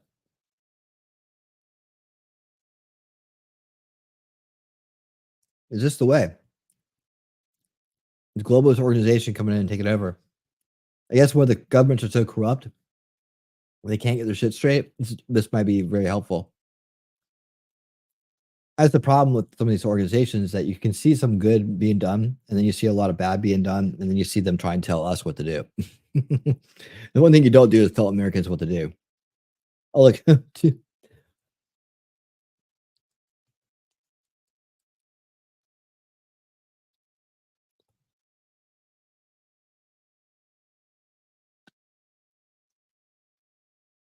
pala kaming responsibilidad. Yep. I can't understand that. So yeah, during the day they have people sitting around the table talking. Yeah, here you go. That's what it looks Really? like. Andres, and then There's China. They're there. making sure that you are reading the right one. They're in charge of it now, right? I don't know. All praise the leader. The leader is all knowing. I now give the floor to Ambassador Andres Efren Montalvo Sosa, the representative they do of this chair all of day the long. Security Council Committee established pursuant to Resolution 1540. No. He's got a weird voice. Muchas gracias. Thank you very much indeed, Mr. President. On behalf of the Security Council Committee He has a established very feminine pursuant voice. to Resolution 1540, I am honoured to report on progress made since our last joint briefing on the 23rd of November 2022. As far as our mandate is concerned, we fully endorse the joint statement delivered on behalf of the Security Council Committee 1267, 1989, 2253. Snap time over here. That is ISIL, Daesh, and Al Qaeda Sanctions Committee. Did you say Al Qaeda sanctions? The Counterterrorism Committee and the 1540 Committee dealing with Al Qaeda associated individuals, groups, undertakings, and entities. 1540 continues to be a vital component of the global non-proliferation architecture to prevent non-state actors accessing weapons of mass destruction. These include, but are not limited to, those identified in the United What year Nations is this? list. Does it sound like they're talking about like 10 years ago? Established and maintained by the committee established pursuant to Resolution 1267 of the Security Council, and those to whom Resolution 1373 applies. The devastating This is what goes on all day and long. potentially catastrophic consequences that could arise from the use by these agents of nuclear, chemical, or biological weapons continue to remain a source of grave concern to the international community. States have made significant progress towards the full implementation of the resolution, as has been identified by 1540 Committee through the comprehensive review process of 2022. However, work must continue because the full and effective implementation of Resolution 1540 continues to be a long-term endeavor. Yeah, that's exciting stuff, isn't it? This is the woman who's taught and forever. to protecting human rights while countering terrorism. We also need to enhance the inclusion of civil society within wider counterterrorism decision making. As highlighted. Thank you, Stefan. Additional reports from Israelis have emerged documenting rape in the October 7th Hamas attack. I'm so happy she in said front that of out loud. ceasefire. We are looking for one with a humanitarian objective to which parties to a conflict should be able to agree to, because it is with a humanitarian goal in mind. And right now, it is our priority. And does that include stopping the hostilities full stop? Like It involves ceasing fire. for how long? Well, it needs to be for. Again, I don't want my answer to bleed into Maggie's effort to drag me into a Security Council debate. So I will hold my voice for now, but obviously it would need to be for a sustained amount of time. Let me. Okay, Kate, go ahead. Yeah, go ahead. Asked you this, I think, last. She has the mask on. Does that include hostilities full stop? Like she kind of looks like Steph a little bit. So yeah, these are exciting things that happen at the UN all day long.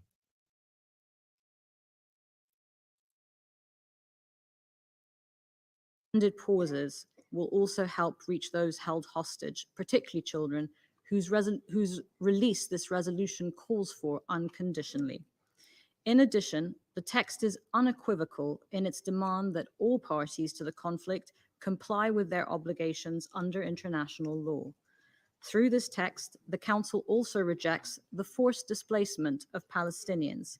This is essential. 2/3 of the population in Gaza are Palestinian refugees who have already suffered from the consequences of forced displacement in their past.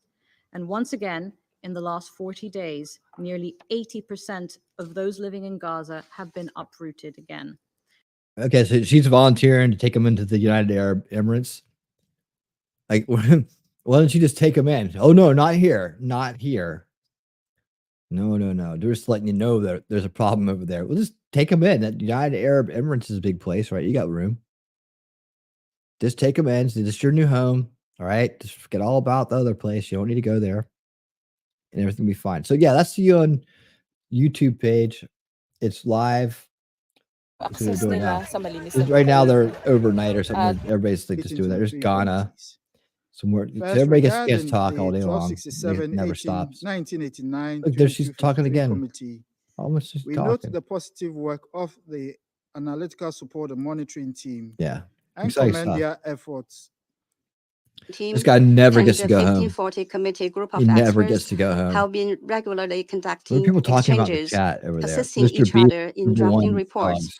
and participating in relevant counterterrorism discussions. We hope that Mr. the three Beast, number one dog. committees, while continuing the I hope above-mentioned any of you, practices, one of you are will humble take enough more to pray diversified and ways, sincerity such as joint and field ask God to visits show you the and joint truth. briefing to I member got some states conversion going on there. to The coolest, achieve disgusting, better lawless, synergy. brainless, callous, horrific Third, the genocide committees ever. should work Question together mark? to assist the member states in strengthening capacity building.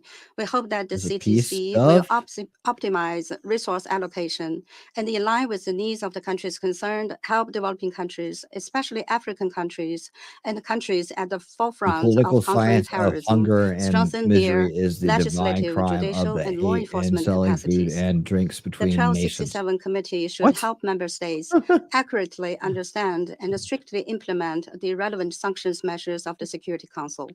Somebody The does not like the 1540 selling of food and committee should drinks. facilitate member states in increasing their There you go. investment in technical. That's enough of that.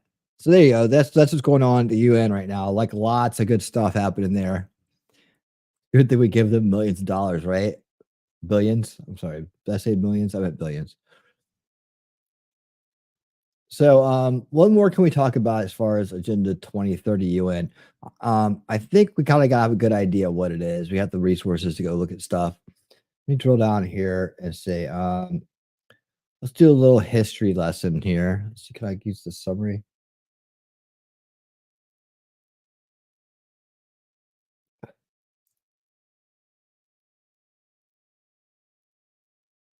Summarize.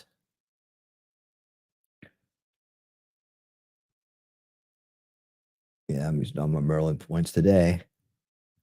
Oh, this isn't too bad.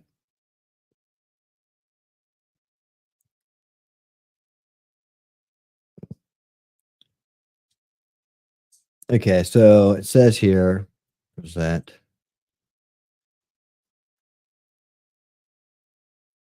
$17 goals. All right, share. We'll go big screen here. I'll do this one right here. Go. All right. So the Agenda 2030 agenda, the 2030 Agenda for Sustainable Development was adopted in 2015, providing a blueprint for peace and prosperity for people and the planet. It is based on the urgent call for action involving all countries, developed and developing, in partnership to end poverty and improve health, education, and economic growth. The SDGs, built on decades of work by countries and the UN, include all the UN Department of Economics and Social Affairs. They are a continuation of the initiatives from the Earth Summit of 1992, the Millennial Summit in 2000, and the World Summit on Sustainable Development in 2002. Good times. I just couldn't get enough of those summits. Development and implementation of the SDGs. In 2013, a General Assembly set up a 30-member open working group to develop a proposal on the SDGs, and in January of 2015, negotiations began on the post-2015 development agenda. The 2030 agenda was subsequently adopted at the UN Sustainable Development Summit in September 2015, and the annual high-level political forum on sustainable development now serves as the central UN platform for the follow-up and review of the SDGs. Sounds like a lot of corporate kind of style work here. Global agreements. 2015 marked a landmark year with the adoption of major agreements, including the Sendai framework. I might have actually said that right by mistake. For disaster risk reduction, Addis Ababa action agenda on financing for development, the Paris Agreement on climate change, and 2030 agenda for sustainable development with all its 17 glorious SDGs. UN Sustainable Development Goals in progress. Every year, the UN Secretary General presents an annual SDG progress report developed in cooperation with the UN system to track the progress of the SDGs using the global indicator framework and data produced by national statistical systems and regional information.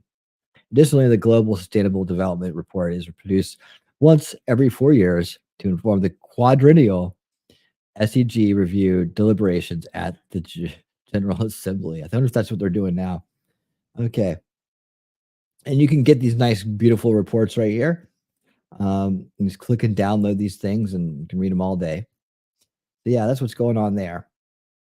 Good times indeed. So, how are we doing in the chat, guys? I see on another note, not directly related to the conflicts, but related to the conflict generally, these virtue signals about compliance with international law, people calling war criminals is a joke. Yeah.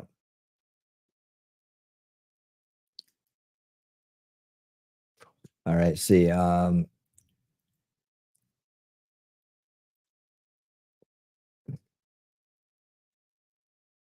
So let's talk about. Oh, hey, here you go. Did you guys see this today? Let's talk about some current events. I'm kind of tired of this agenda stuff here for the moment. Do you guys hear about the fight that almost broke out in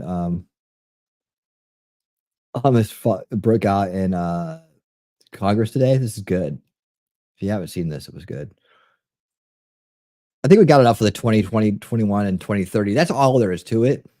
But understanding what they're doing, right, and what they're doing with it, and how much effort they put into it, how they're driving it, and where it's coming from, it's the first steps to understanding what the real threats are in our world and how they're being implemented, right?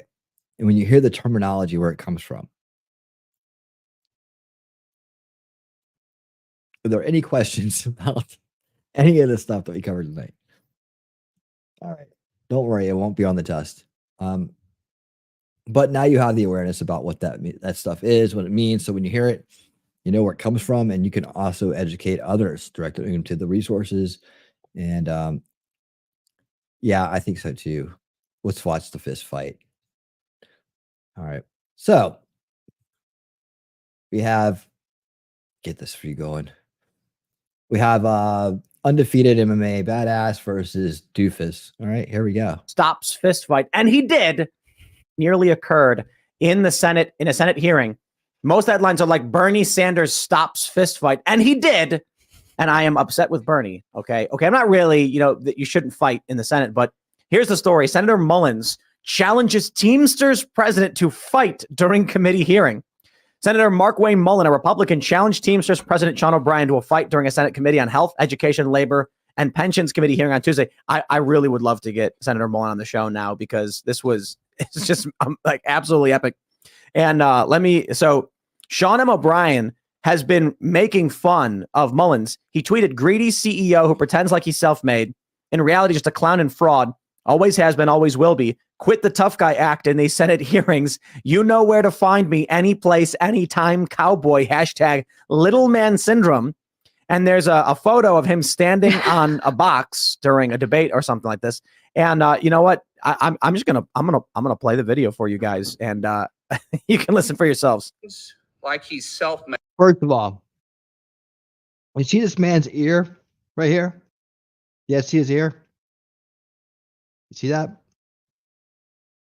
That comes from the mat. That comes from like getting punched or getting slammed on a mat and being a fighter. You see someone with an ear like this, they know how to fight. They probably know how to fight. Just FYI. Made.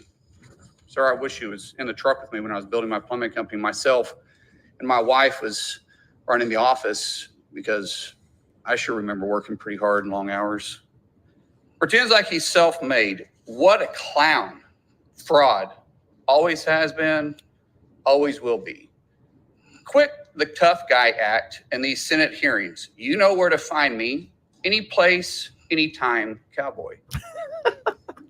Sir, this is a time, this is a place. You want to run your mouth, we can be two consenting adults. We can finish it here. Okay, that's fine. You want to do it now? I'd love to do it right now. Well, stand your butt up then. You stand your butt up. Oh, hold on. Big guy. Oh, stop. He goes for the wedding ring. Sit down. Oh, Eric, sit down. Okay. You know, you're a United States Senator. Sit down. Sit down, please. All right. Can I respond? Hold it. If we can, no, I have the mic. I'm sorry. This is what he said. You'll have your time. Okay. Can I respond? Oh, no, you can't. Hearing. Oh wow! This is in our official government record. Like. Okay, but my question is, does this happen more or less often now that there are cameras televising this than in the past? Well, there was that Democrat who just announced he's retiring, and one of his big critiques was that Congress is performative, that everyone's just looking to have their viral moment. But what I like about this, and I did confirm this just now, is that Mullins is in fact a former undefeated MMA champion. No, wait, what? It's on his official bio on the Senate. Mark Wayne Mullins is a former undefeated mixed martial arts MMA fighter with a professional record of 5-0. Oh, so I'm just he had 5 fights. He won them all. But I mean, to call him a champion is just kind of like, you know, starry-eyed. But yeah, that's the basis of that. We'll watch a little bit. Wow, he's ready. He was inducted into the Oklahoma Wrestling Hall of Fame in 20. See, Wrestling Hall of Fame, Oklahoma. That's where he got all his gold. That's the championship stuff he did. Yeah, you can tell by his ears. 2016. So I'm telling you, this would have been amazing. Wow, man! Wow. I'd like. I would love to get him on maybe a Culture War episode. Yeah, I like his energy. You got to get him and the Teamster though. Yeah. No, they'll fight. Yeah, exactly. It's not really a Culture War episode. I'm just saying like some sort of Logan Paul boxing match. Yeah, that's who needs to reach out to them. Logan Paul, what are you doing here, team? I gotta say, let's be real. You could hold. Okay, here's Mr. O'Brien. And it'll go this dude rocks my mouth. Yeah, you push him, and then you get choked. No, this guy probably wouldn't last 5 seconds. He probably put him in a choke really fast, or like an arm bar. Who's older? I'm assuming he's older. It looks like him, but I'm not sure. Yeah, like that he's older. He might have an ill Look at this guy's face. Look at this guy. Who's so into it? Who's this guy? What is this? It's O'Brien who's like, let's go. This is what I came here for. I just, you know that meme where it's like the two women are like, oh, they cover their mouths and the guy just smiles. Like, I imagine a lot of the guys in there watching his head and started laughing. Like, let's go. Bernie like really came off as a badass, except if he was bigger and stronger than the other dudes. I was like, no, he is like the high school teacher coming out the hall, like being like, everybody go to your rooms. This is what I'm doing. Killing the fun. And I think, Mark Mullins is interesting to me because this is why he's one of the only tradesmen who has a seat in the Senate, right? Reports from Tim, but I don't like watching the IRL. Like, it really is. It's painful. Yes, indeed. All right, let's see what else I can find for you guys. We got some time. We'll probably kick it out at about 12, the 2-hour mark. Started a little bit late tonight, but that's fine. I think we covered what we wanted to cover tonight in good fashion, I would say. Like I said, if there's any points you guys want me to go back and cover and or bring up or talk about, now's your time to ask. Now's your time to put it in there.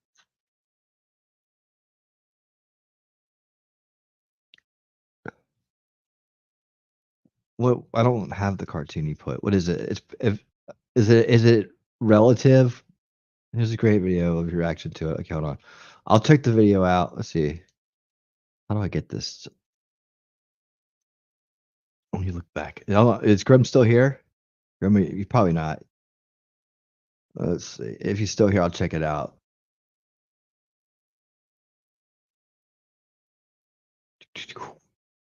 But yeah, I'm not gonna stop the middle of something to do this. Let's see.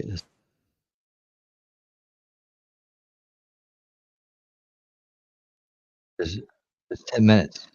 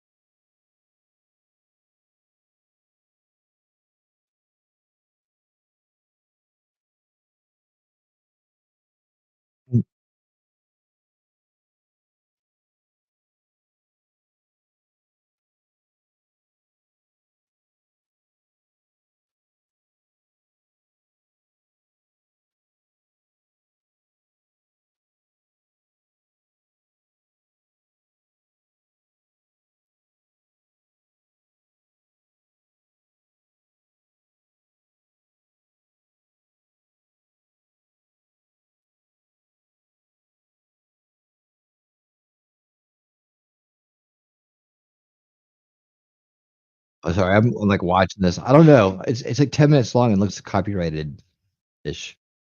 Um, see, fair use. Yeah. Yeah. I don't know. I don't know. Sorry, guys. I zoned down the whole crowd. All right. Let's see. Let's see. Who was the biggest voices and parties in the influence of the UN now? Um, I mean, as always, it's going to be United States, but the looks like China is running the show over there in terms of running the. I don't know. I'll tell you what. I'm going to save that question for next week. And I will look into that, see who actually is doing that, because I don't actually know off the top of my head, so I don't want to misspeak. Was the agenda all mostly set into? I think 1992 was the start, the kickoff of all this stuff. So it was more the initiation of it. That was the Earth Summit in Rio. George Bush was there. The United Nations Conference on Environmental and Development. See, I'm pretty sure their website has something about that. Implementation, consultancies, harmony with nature. So, I mean, the UN in general, those processes, conferences, major leagues, UN system, stakeholders, partnership, resources about. Director, major groups. Doesn't really call any one place out. I think there's supposed to be a united front. Director, Dr. Juan Zul, Director, Division for Public Institutes and Digital Government, Officer in Charge, Division for Sustainable Development. Mr. Zul leads the Division for Public Institution and Digital Governments in promoting the influence and effectiveness of accountable institutions that are well equipped to achieve the Sustainable Development Goals, including they only had 16 back then, and he also charged offices of the Global Secretary for the 17 different ones. 17 goals of 2030, 16 goals of 2020, 2021. Amazing. All right, let's see. Chile brought it up briefly this morning, and it didn't really get discussed. But if you don't think it's been done to death, the John Lewis thing has been quite interesting for me. As I mentioned this morning, Jonathan Lewis and Andy Prost were both out of Nevada. I wonder if there's a bigger problem afoot there in particular, and why their culture appears to be acceptable. What is this? What do you mean? What is that? As both cases are, in my opinion, especially heinous. Heinous. What's the case about Jonathan and Andy Prost? I don't think I've heard about those. Might just because of the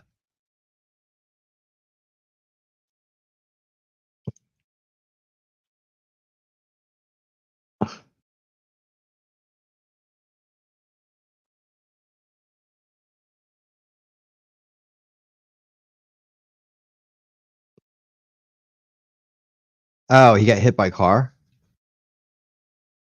And when he was intentionally hit by a driver, authority says two teenagers, 16 and 18, are being the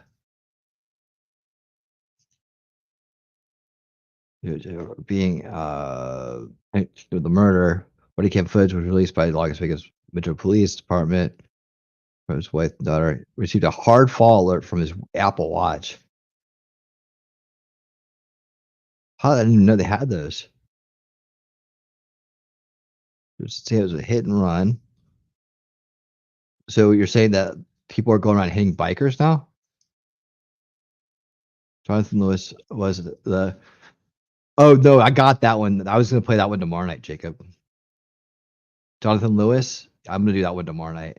So I was saving that for Repairing History Together. Repairing History Together is the show where we together try to repair history. It's about healing division and addressing racial issues. And I'll probably have guests on from time to time as I can find them.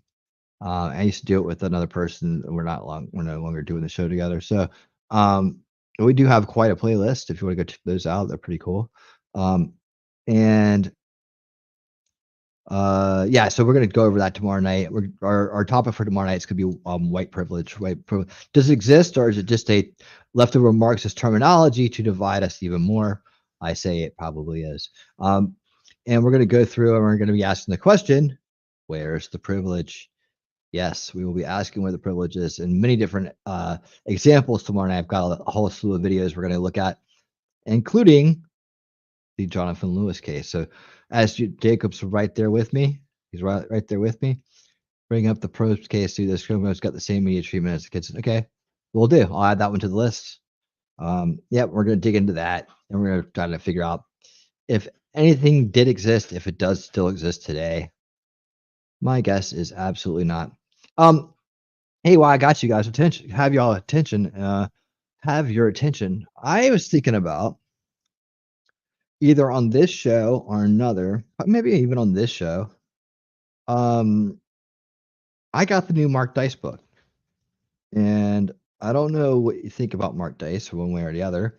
He is a little bit more second veil oriented than me, but at the same time, I think he's a great author. This is the third book of his I've gotten. He just put it out. I saw him on the Quartering the other day promoting the book, and I was like, I gotta get it because I actually really enjoy reading his books. I don't enjoy reading many books. Lex, what's up?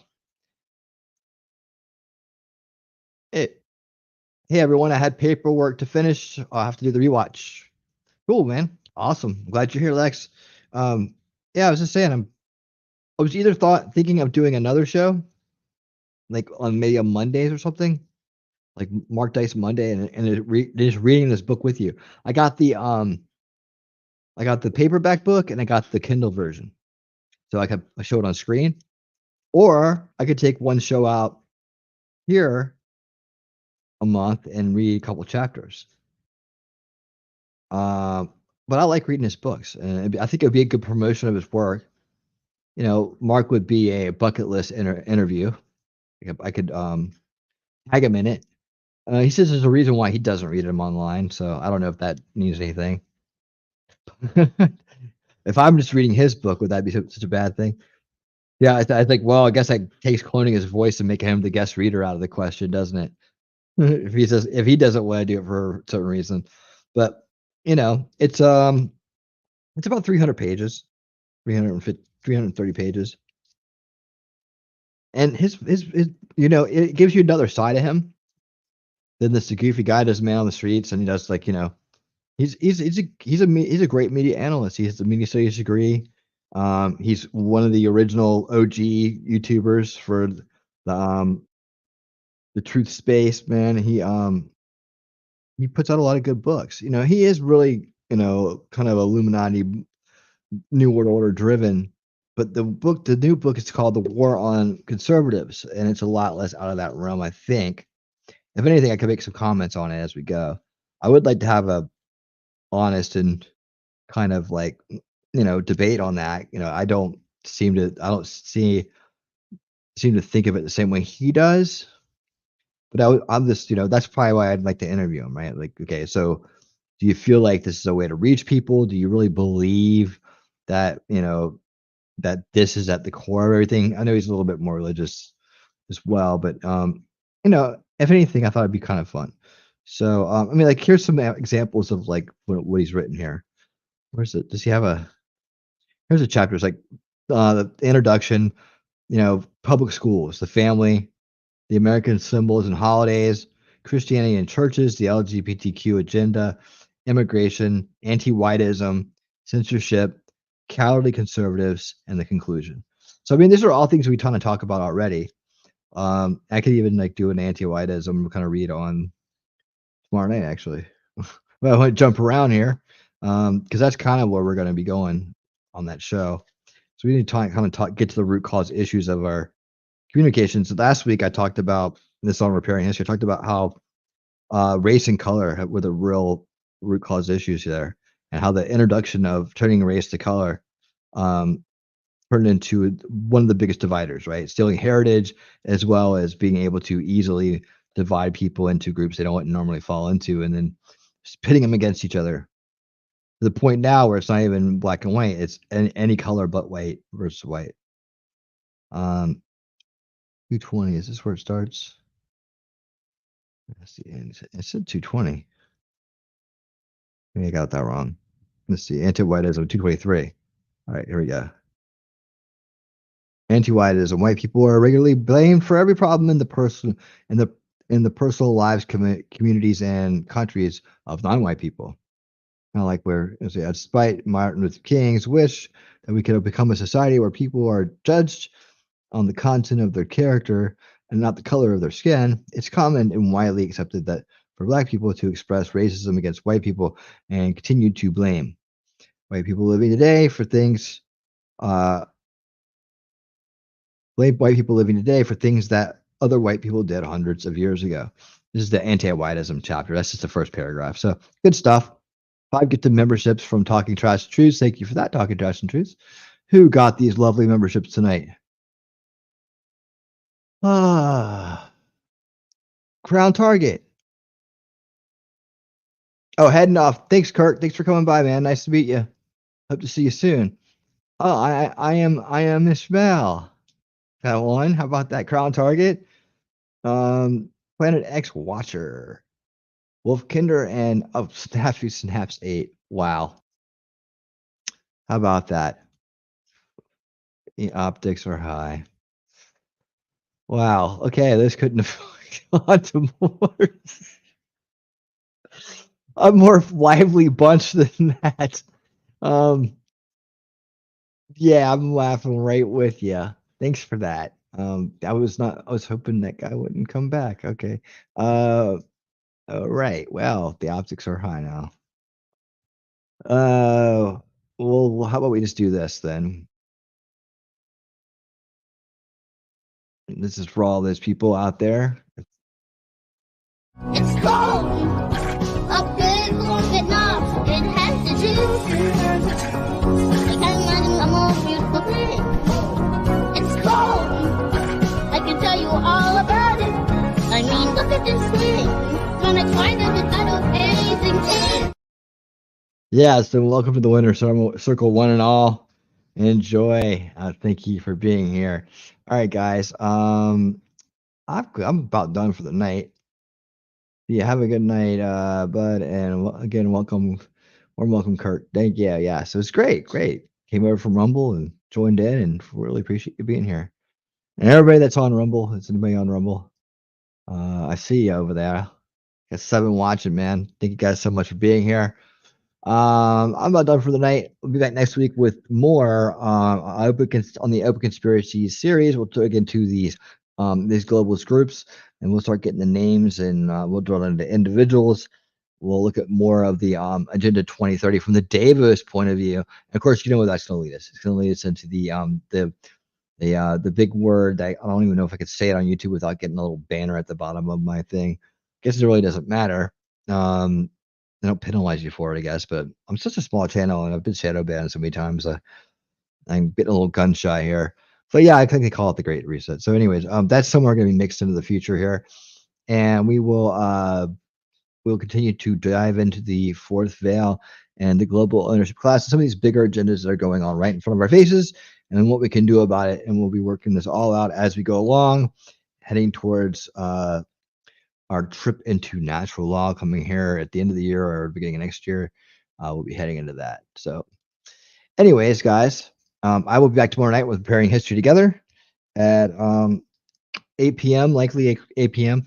And we'll be going into white privilege. So make sure you bring yours with you so we can get a good inventory and we can issue your new privileges for 2024. Be sure to bring your white privilege cards to get discounts and fun prizes. And no, it's Saturday night. I don't know if I'm gonna have a guest on or not. If not, it'll just be a winning stream, and we'll just talk about things and play videos. And I'm trying to work on some new bits for the Saturday night show, so I might test some of those out. push comes to shove. I did put some feelers out there for some different guests, but nothing is locked in yet. Old School Watch Party Sundays is at 8:30 p.m. Eastern.